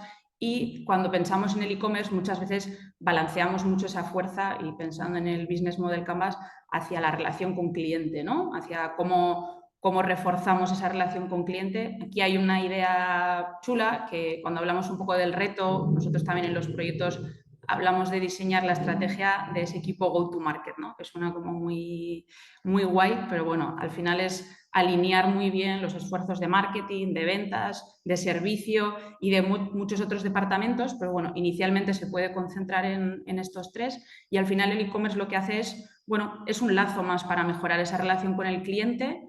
Hace una cosa que creo que es muy interesante, que es eficientar los recursos, ¿vale? Que suena como muy, muy duro, pero al final permite que pongamos los esfuerzos cada uno, ¿no? Cada uno de esos equipos de manera alineada donde los tenemos que poner y así poder ofrecer una experiencia que apoye el crecimiento de negocio, ¿vale? Son modelos que se apoyan mucho en la recurrencia, todo lo que sea crecimiento de cliente es súper interesante para el negocio, ¿vale?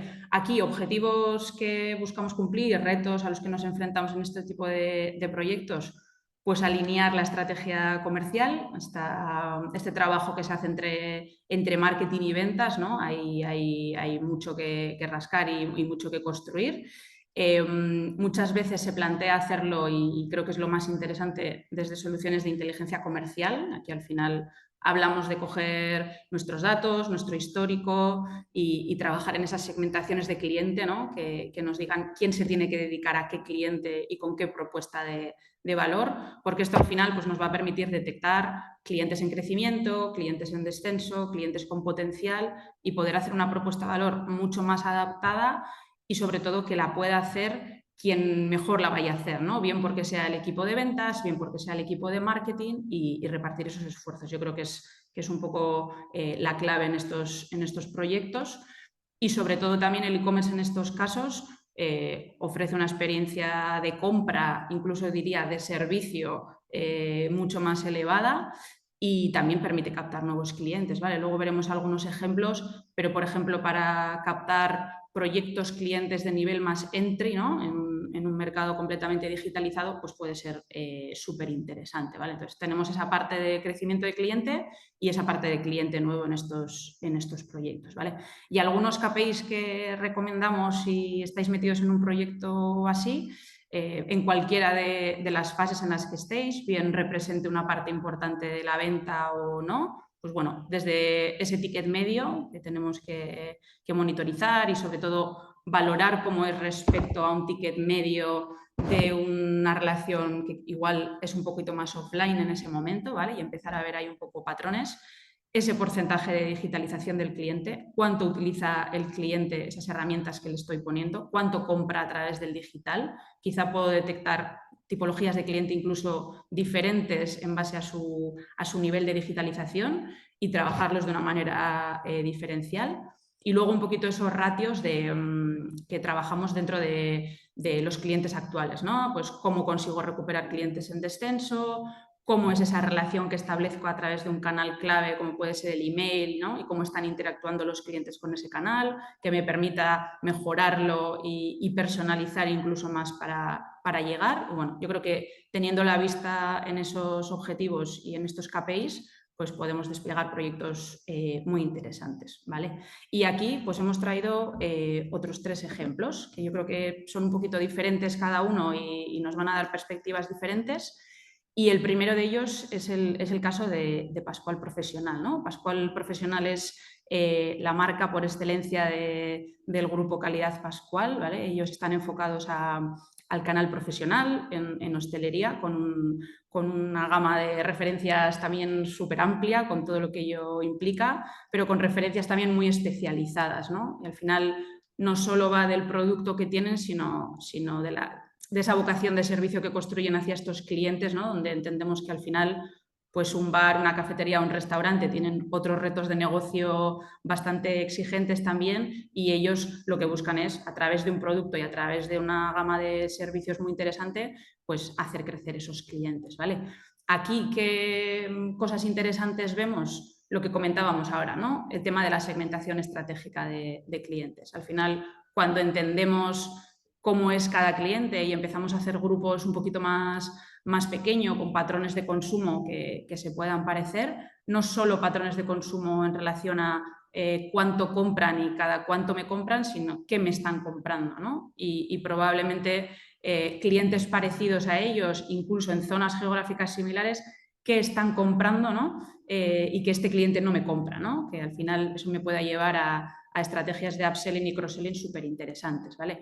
Y aquí, sobre todo, pues establecer cómo distribuimos esos recursos, ¿no? Aquí la fuerza de ventas es muy potente, el equipo de promotores es muy grande y su valor es inmenso porque tienen esa cercanía al cliente y son los que van a las mañanas y se toman el café con el hostelero, pero tenemos que encontrar un equilibrio donde ellos están poniendo esa energía en esos clientes estratégicos, en esos clientes que pueden crecer en categorías y de eso va un poco el despliegue de estos proyectos, ¿no? Permite también pues, bueno, un trabajo de alineación promocional porque al final buscamos que la experiencia sea única, ¿no? Da igual que la oferta me la hagan en mi bar o que me la hagan en el e-commerce, ¿no? Esa experiencia tiene que estar muy alineada y, bueno, así conseguimos crecimiento de cliente y, como comentábamos antes también, pues captación de cliente, ¿vale? Porque también el e-commerce es como una entrada muy interesante, aunque fuera con productos entry, como comentábamos antes, puede resultar muy interesante, ¿vale? Y en estos proyectos tampoco perdemos esa parte de innovación. Ya veis que no es la más alta, pero existe y al final los datos pues, nos permiten incluso valorar nuevos productos, ¿no? En base un poco a lo que se consume y a cómo se consume, que la compañía se pueda plantear nuevas innovaciones junto con otros análisis que ellos hacen también de mercado y más cualitativos, pero aquí hay una fuente de datos súper interesante para el desarrollo de producto, ¿vale? Y el segundo caso, bueno, también es una empresa de distribución un poquito diferente. Sonepar es una empresa que distribuye producto eléctrico, productos, servicios y soluciones algunas más complejas que otras. Ellos tienen, creo que más de 150 puntos de venta, así que aquí la omnicanalidad pues, juega también un papel clave y la venta también es importante, porque aunque, como hablaba Susana, no tiene que ser la fuente de ingresos principal de la empresa y no deberíamos de aspirar siempre a eso, pero puede ser muy representativa y puede ser muy rentable.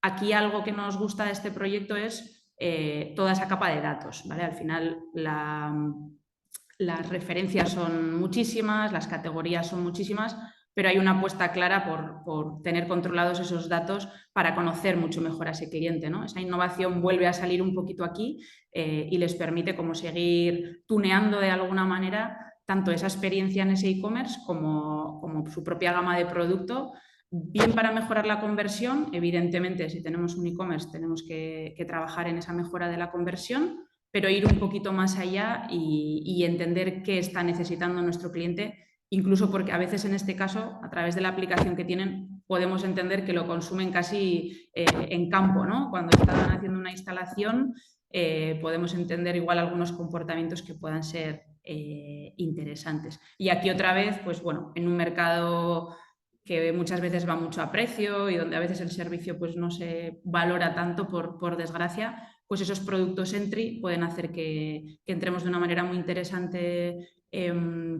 dentro del mundo de Sonepar y después ya se desplegarán estrategias para hacer crecer esos clientes.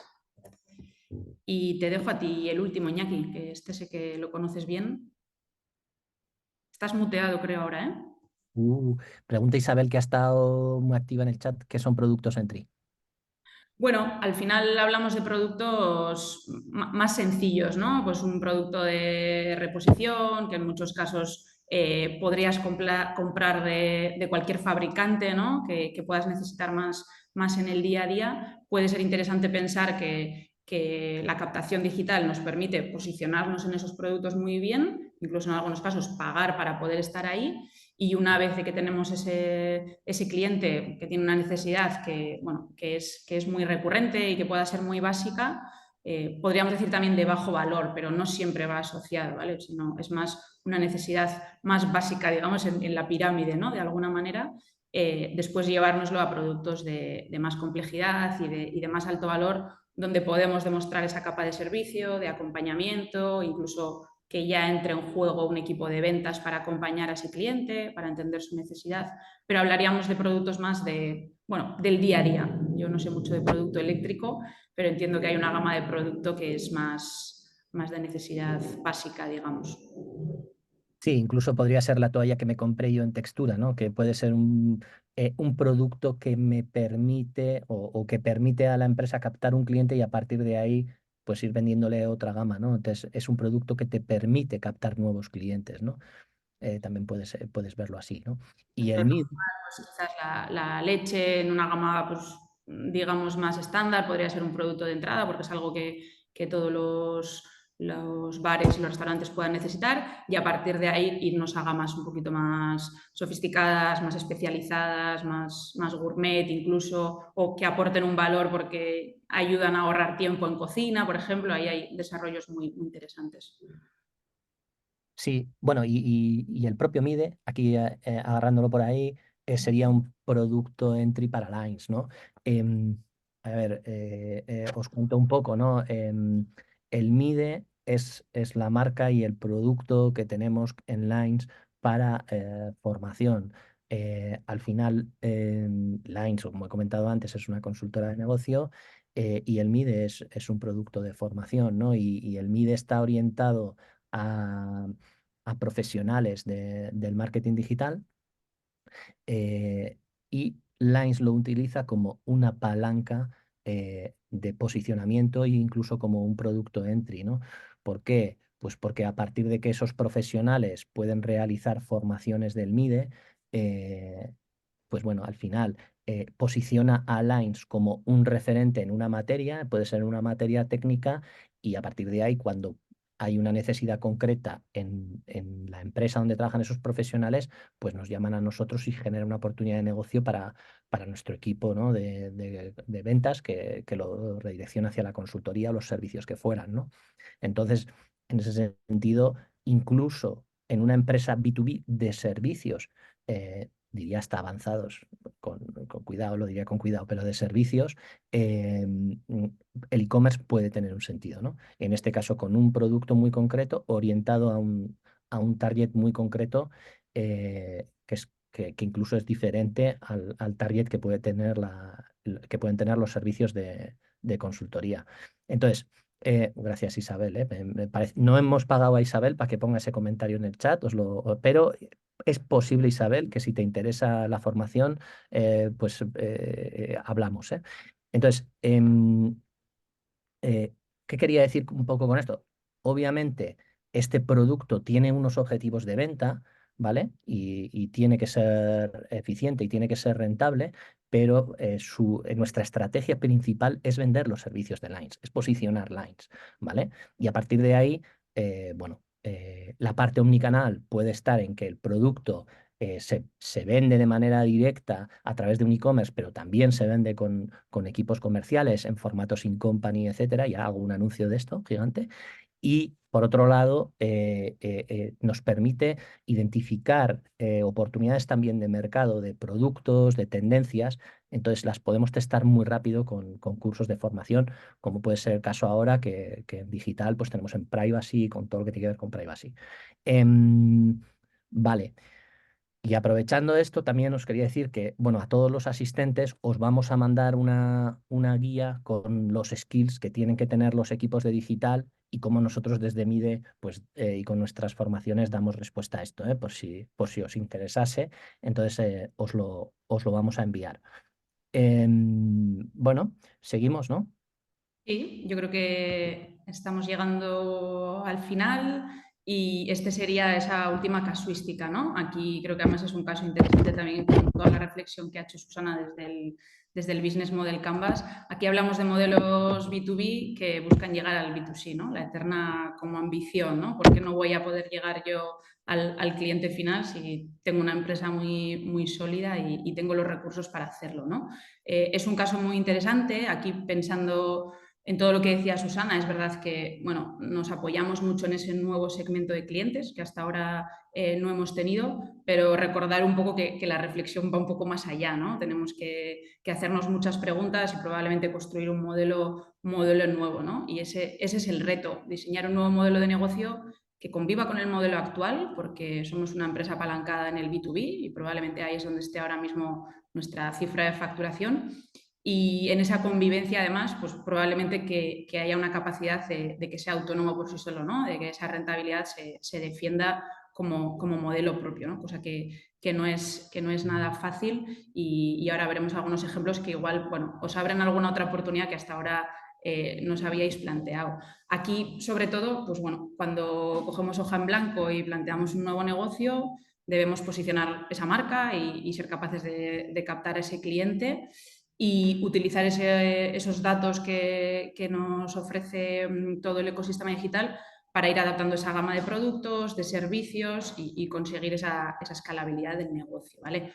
Aquí hay 3 ideas importantes y en el sentido de que hablábamos de que, bueno, es complicado, ¿no? Pasar de ser un modelo B2B y construir un modelo B2C puro y rentable y que se sostenga por sí mismo. Y yo creo que además de esa reflexión que nos hacía Susana, ¿no? Y de esas preguntas que además creo que también vais a tener disponibles para que en el momento dado las podáis revisar, hay 3 riesgos o 3 aspectos que deberíamos de revisar siempre cuando nos plantamos en una situación como esta, ¿no? El primero, el tamaño potencial del mercado, ¿vale? Es verdad que los porcentajes de penetración en el digital en muchos sectores están aumentando, pero tampoco son tan grandes en muchos casos y muchas veces cuando nos planteamos estas estrategias hablamos de propuestas de valor muy de nicho. Entonces, miremos bien el tamaño de ese mercado para valorar un poco ese business case, ¿no? Hasta dónde lo podemos llevar, ¿vale? Unido a eso, la retención de clientes, ¿vale? Construir algo y ser capaces de captar es una primera parte, pero si no podemos retener a esos clientes y hacerlos crecer en el tiempo, incluso aumentando su ticket medio, quizá porque ese servicio no tenga una recurrencia tan interesante, ¿no? No tiene que ser porque lo hagamos mal, que doy por hecho que lo podemos hacer muy bien, sino porque no sea un servicio con tanta recurrencia y con tanto potencial de crecimiento, ¿vale? Y después, la tercera idea, bueno, gestionar muy bien estos 2 conceptos, ¿no? El coste de adquisición de cliente y el Customer Lifetime Value, ¿vale? Este último siempre tiene que ser suficientemente superior al coste de adquisición para que la rentabilidad sea interesante, ¿vale? Porque si no, tendremos una etapa de crecimiento probablemente muy interesante, pero en 6 meses, 1 año, 2 años, nos estaremos cuestionando por qué hemos hecho este movimiento, ¿vale? Y entonces aquí, con las ideas que nos planteaba Iñaki, hemos traído 2 ejemplos que quizás no han llegado al extremo de montar una marca propia que tenga esa entidad y que sea un negocio por sí solo, pero siendo un B2B han apostado por el B2C y lo han hecho a través de un e-commerce. Y yo creo que aquí, bueno, hay algunas ideas chulas. El primero es Bon Maman, que supongo que todos conocéis, fabricantes franceses de mermeladas y confituras. Vamos, damos por hecho que su canal principal es la distribución, las grandes superficies de alimentación y esa es su fuente de ingresos principal. Pero aquí han encontrado en el e-commerce pues, una oportunidad para llegar a un público nuevo probablemente, ¿vale? Ellos plantean un e-commerce que os animo a visitar, donde la personalización al final es un poco como la estrella, ¿no?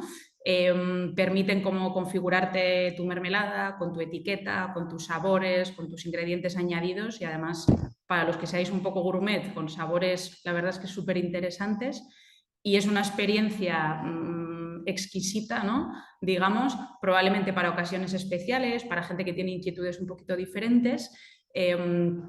Y yo creo que de esta manera ellos al final lo que están consiguiendo es, bueno, llegar a nuevos públicos, sí, posicionar su marca de una manera súper interesante y probablemente esto también pueda tener un impacto positivo en el propio canal, ¿no? En esos supermercados, porque de alguna manera también están elevando la marca y, ¿por qué no quizás la compañía pueda pensar en nuevos productos para llevar al canal, ¿no? Aquellos productos que estén funcionando mejor. Por lo tanto, bueno, aquí vemos una idea de que el e-commerce puede ser muy interesante, pero no tiene por qué tener ese matiz de que nos traiga esas ventas o de que sea un negocio por sí solo, y sobre todo que lo hacemos con la misma marca, algo que es bastante interesante, en lo que de primeras diríamos, cuidado, si lo vamos a hacer, cuidemos esa marca que ya tenemos establecida, y aquí sin cambiar de marca, pues están construyendo esa experiencia, ¿vale? Y después el segundo caso es el caso de Orbea. Ellos son fabricantes de bicicletas, aquí están establecidos o nacieron, digamos, aquí en el País Vasco. Ellos dicen que crean, lo tengo por aquí apuntado, creamos y fabricamos bicicletas únicas. Y yo creo que con esa idea ellos siempre llegan al mercado a través de tiendas especializadas, pues por la complejidad, ¿no? Yo no conozco mucho el mundo de la bici, sé que algunos por aquí sí. No es fácil entender todo lo que eso conlleva, y entonces ellos confían en ese canal de venta, en el conocimiento de esas tiendas, pero hacen una apuesta por lo que llamamos el B2C, ¿no? Y lo hacen a través de un e-commerce, donde podéis también verlo después.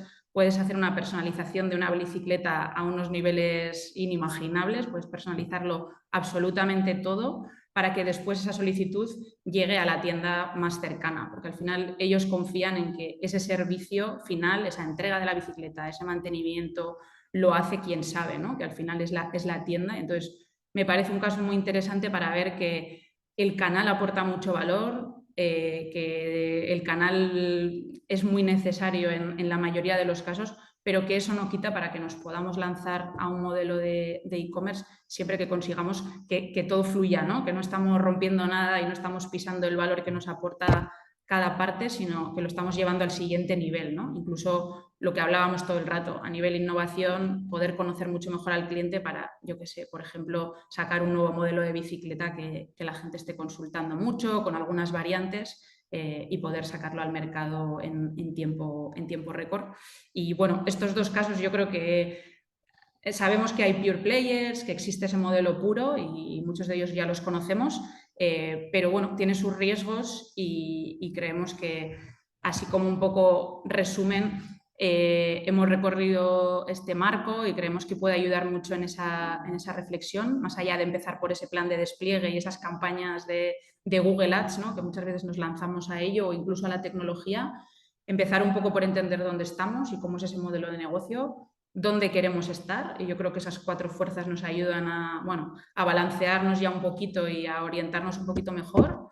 Y después, súper importante, definir esos objetivos con esos KPIs, y después ya sí, una vez hecho todo esto, desplegar el proyecto con las diferentes tácticas, ¿vale? Y te dejo a ti, Iñaki, para que cierres con esto.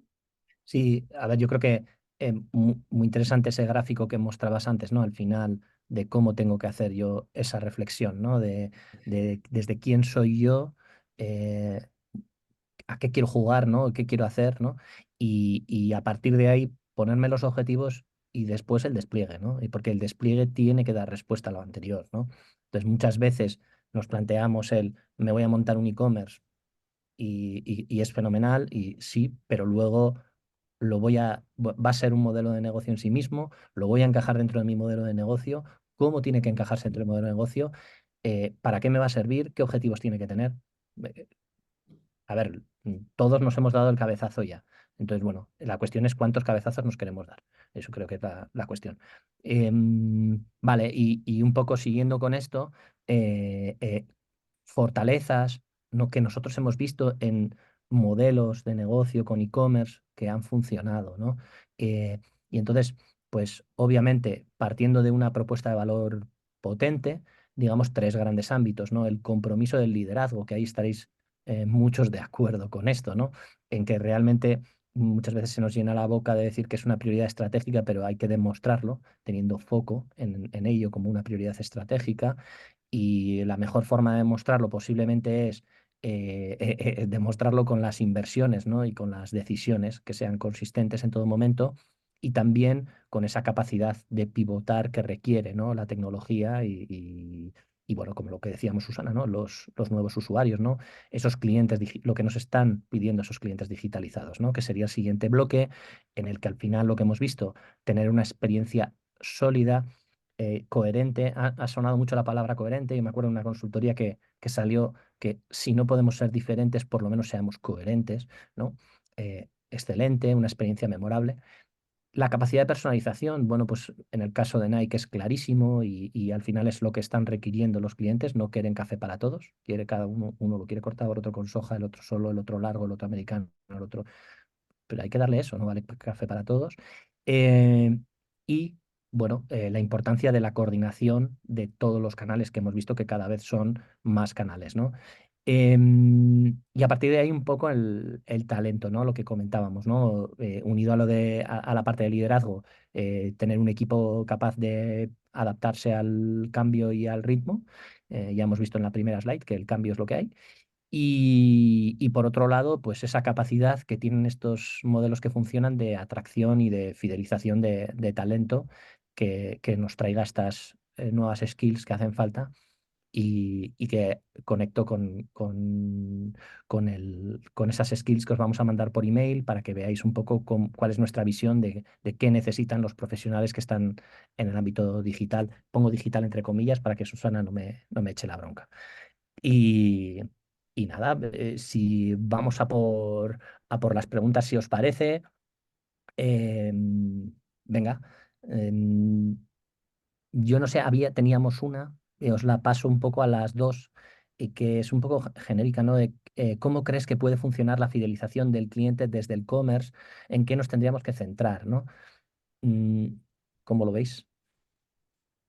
Yo, un poco al hilo de lo que hablaba, para mí la clave es la segmentación, trabajar esa segmentación desde el principio. Puede empezar por ser algo muy sencillo hasta convertirse en algo súper complejo, pero la clave de una buena estrategia de fidelización es arrancar por una segmentación. Después, Susana seguro que me añade un montón de elementos, pero yo segmentar en base a nuestro histórico, apoyarnos mucho en los datos y a partir de ahí construir ese plan de fidelización.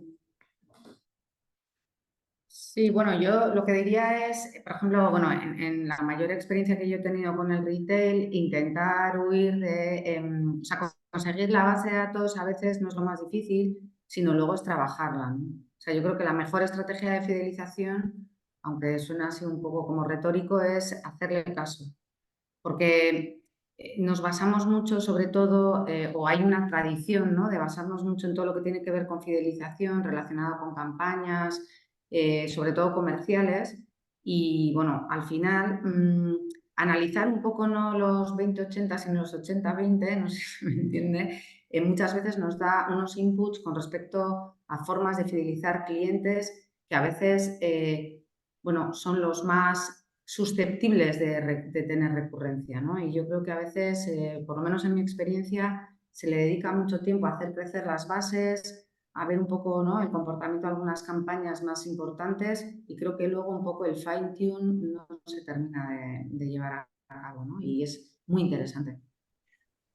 Yo solo añadir un tema que no sé si no tiene tanto que ver con esto como con un contexto, ¿no? Hace 10 años, captar nuevo cliente era más barato que fidelizar a los clientes que tenías. Era muy barato hacer campañas digitales, etcétera. Pero hoy todo el mundo está ahí y entonces los costes han subido muchísimo, con lo cual hoy las estrategias están virando hacia modelos de fidelización. Y más nos vale ponernos las pilas con esto porque la captación de clientes es verdaderamente cara y difícil, ¿no? Entonces, bueno, Esa es apuesta también por simplemente los datos de primera parte, ¿no? Que yo creo que... el tema de los datos ni me meto. Eso ya es da para otro webinar.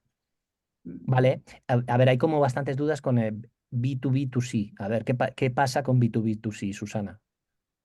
No, bueno, es que alguien ha preguntado, es que, a ver, en todo esto, dar ejemplos estándares es complicado porque, claro, hay B2, B2C, hay de todo. C2B, o sea, realmente, bueno, vamos a intentar. Alguien preguntaba si es una empresa que hace B2C y B2B. Entonces, no necesariamente. El B2, B2C normalmente tiene más que ver con, primero hay una colaboración, relación entre dos empresas para terminar llegando al cliente final. Siempre se pone el ejemplo de los marketplaces porque evidentemente al final la plataforma lo que va a intentar es, más allá de quién compra y quién vende, lo que va a intentar es poner en relación a todos. Y bueno, yo ponía ahí el ejemplo, no solo marketplaces generalistas, sino especialistas. Ahora, por ejemplo, una cosa que se está haciendo bastante, yo creo, como os decía antes, creo que va a ir a más, es, por ejemplo, pues no sé, marketplaces como el de Leroy Merlin, por ejemplo, ¿no? Leroy Merlin o Carrefour en Francia, que se está desarrollando muchísimo. Vale, tú estás en un sector, en un caso es alimentación, en el otro es bricolaje, pero tú al final, partiendo una vez más del cliente y de sus necesidades, te estás dando cuenta de que, bueno, ahí puede haber otro tipo de necesidades que tú, como distribuidor o como fabricante, no vas a poder atender. Entonces, es como poner en relación a tu cliente con otra empresa que ves que ahí, bueno, pues hay un trabajo común. Evidentemente, normalmente es a cambio de una comisión o lo que sea. Pero es verdad que desde el punto de vista de quien lo impulsa, tiene como un doble efecto, ¿no? Es decir, o tres efectos. O sea, por un lado, estás satisfaciendo más a tu propio cliente, por otro lado, engordas más tu base de datos porque alguno vendrá que a lo mejor de inicio no vendría. Y evidentemente luego, aparte de lo que tiene que ver con los clientes, también, bueno, pues se generan unos ingresos en relación a la comisión que se pueda llevar este marketplace. Y bueno, y luego desde el punto de vista de la marca que participa, también es muy interesante ver cómo a lo mejor, no sé, pues yo estoy en la tienda online de Leroy o en el marketplace de Leroy o de Carrefour, como os decía antes, y luego, claro, en gran medida, muchos de los clientes que me descubren ahí van a terminar yendo a mi tienda online a comprarme directamente a mí. Entonces, por eso os digo que no necesariamente tiene que ser o sea, una empresa que haga las dos cosas, porque esas dos cosas las podría hacer en paralelo con diferentes tipos de targets, ¿no? O sea, pues hay empresas que al final, pues os pongo, no sé, el caso, por ejemplo, que antes se decía de textura, ¿no? Y el textil del hogar, yo puedo estar dirigiéndome a un cliente final que está equipando su casa o me puedo dirigir a un hotel que quiere comprar sábanas para, bueno, pues para equipar su propio hotel. Entonces, claro, al final es un B2B y un B2C que en principio no tendría por qué estar conectado. En el caso del B2, B2C tiene un poco esta parte colaborativa, bueno, de intersección, ¿no? Vale. Em, Acaba de entrar una pregunta justo de Jesús Ángel que dice, trabajo con startups y a veces aportarles valor se hace complicado porque pueden tener un nivel elevado de análisis de datos y testeo. ¿Cómo enfocáis la consultoría para cuentas con nivel alto de digitalización? Pues que es algo que también en nuestro propio Business Model Canvas sale, ¿no? Entonces, ¿os animáis alguna o voy yo? Dale, dale, que está Ana? todo. Dale, dale, dale. Y yo creo que al final, em, bueno, el tema de nivel elevado de análisis de datos, bueno, esto depende, ¿no? Yo creo que soy bueno en la bici, pero luego me voy a andar y me pasa todo Dios. Entonces, bueno, ahí esto depende un poco, habría que ponerlo, ¿no? En contexto lo que es. En cualquier caso, es verdad que pueden tener un nivel elevado de análisis de datos más mayor que otros.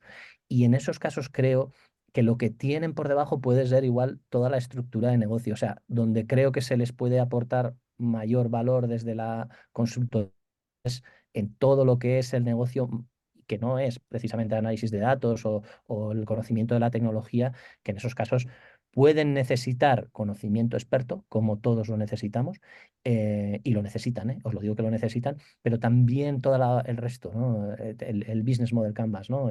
La propuesta de valor, yo creo que por ahí, no sé si estás de acuerdo, Susana, Itzi. Sí, sí. No, yo estaba leyendo otra pregunta, perdona, aquí, Dale.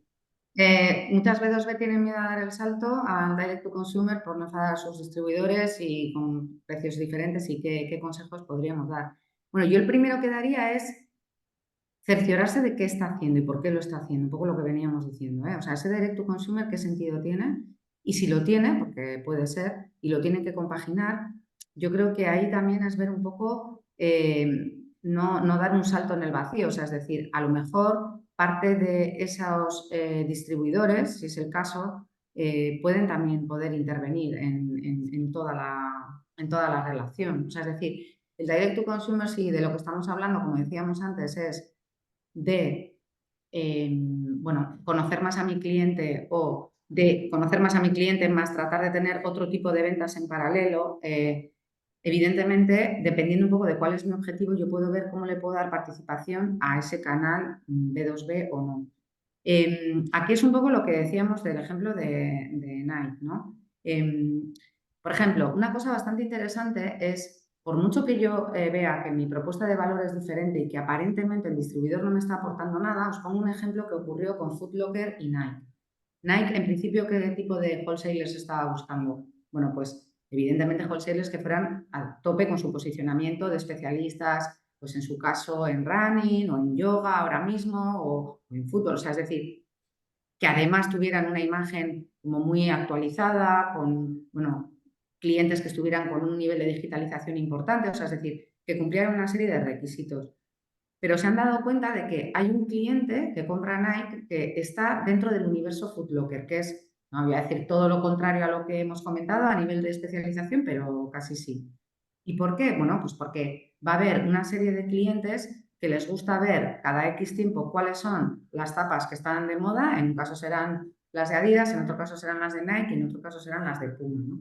Entonces, ¿qué pasa? Claro, Nike cuando hace esas cribas y va directo al consumidor y no tiene en cuenta el B2B, muchas veces lo que está haciendo es eliminar de golpe y plumazo una parte de su target que puede ser muy interesante y de mucho volumen.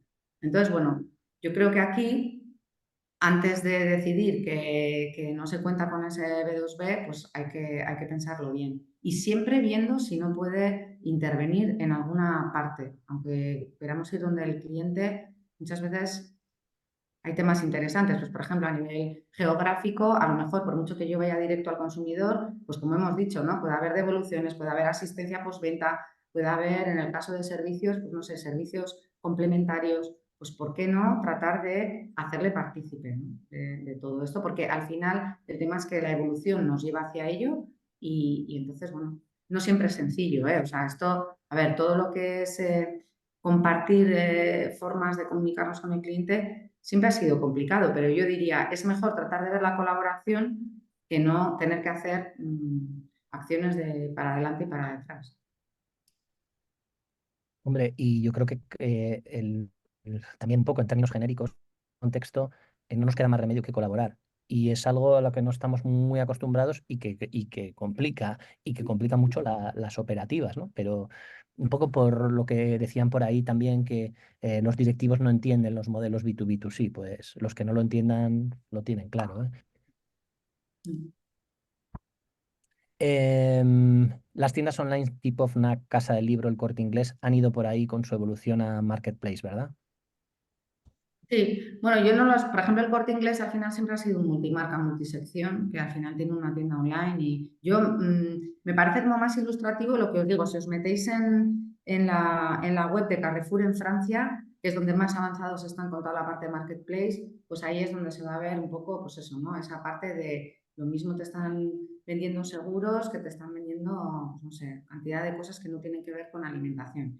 Y aún más, yo lo que os decía, creo en el desarrollo de marketplaces especializados, como se puede ver, pues no sé, simplemente a nivel inmobiliario, por ejemplo, pues todo el desarrollo de Idealista, que vale, es una plataforma como muy específica, pero todo lo que tenga que ver con que el propio sector haga que haya muchos actores, a ver, al final esto, como tiene la digitalización y la tecnología, como decíamos antes, nos parece súper sofisticado, pero cuando aparecieron los centros comerciales en España, esto ya era un marketplace, o sea, es decir, es que un centro comercial que es un sitio donde hay tiendas físicas que a su vez tienen unas sinergias porque comparten, ¿no?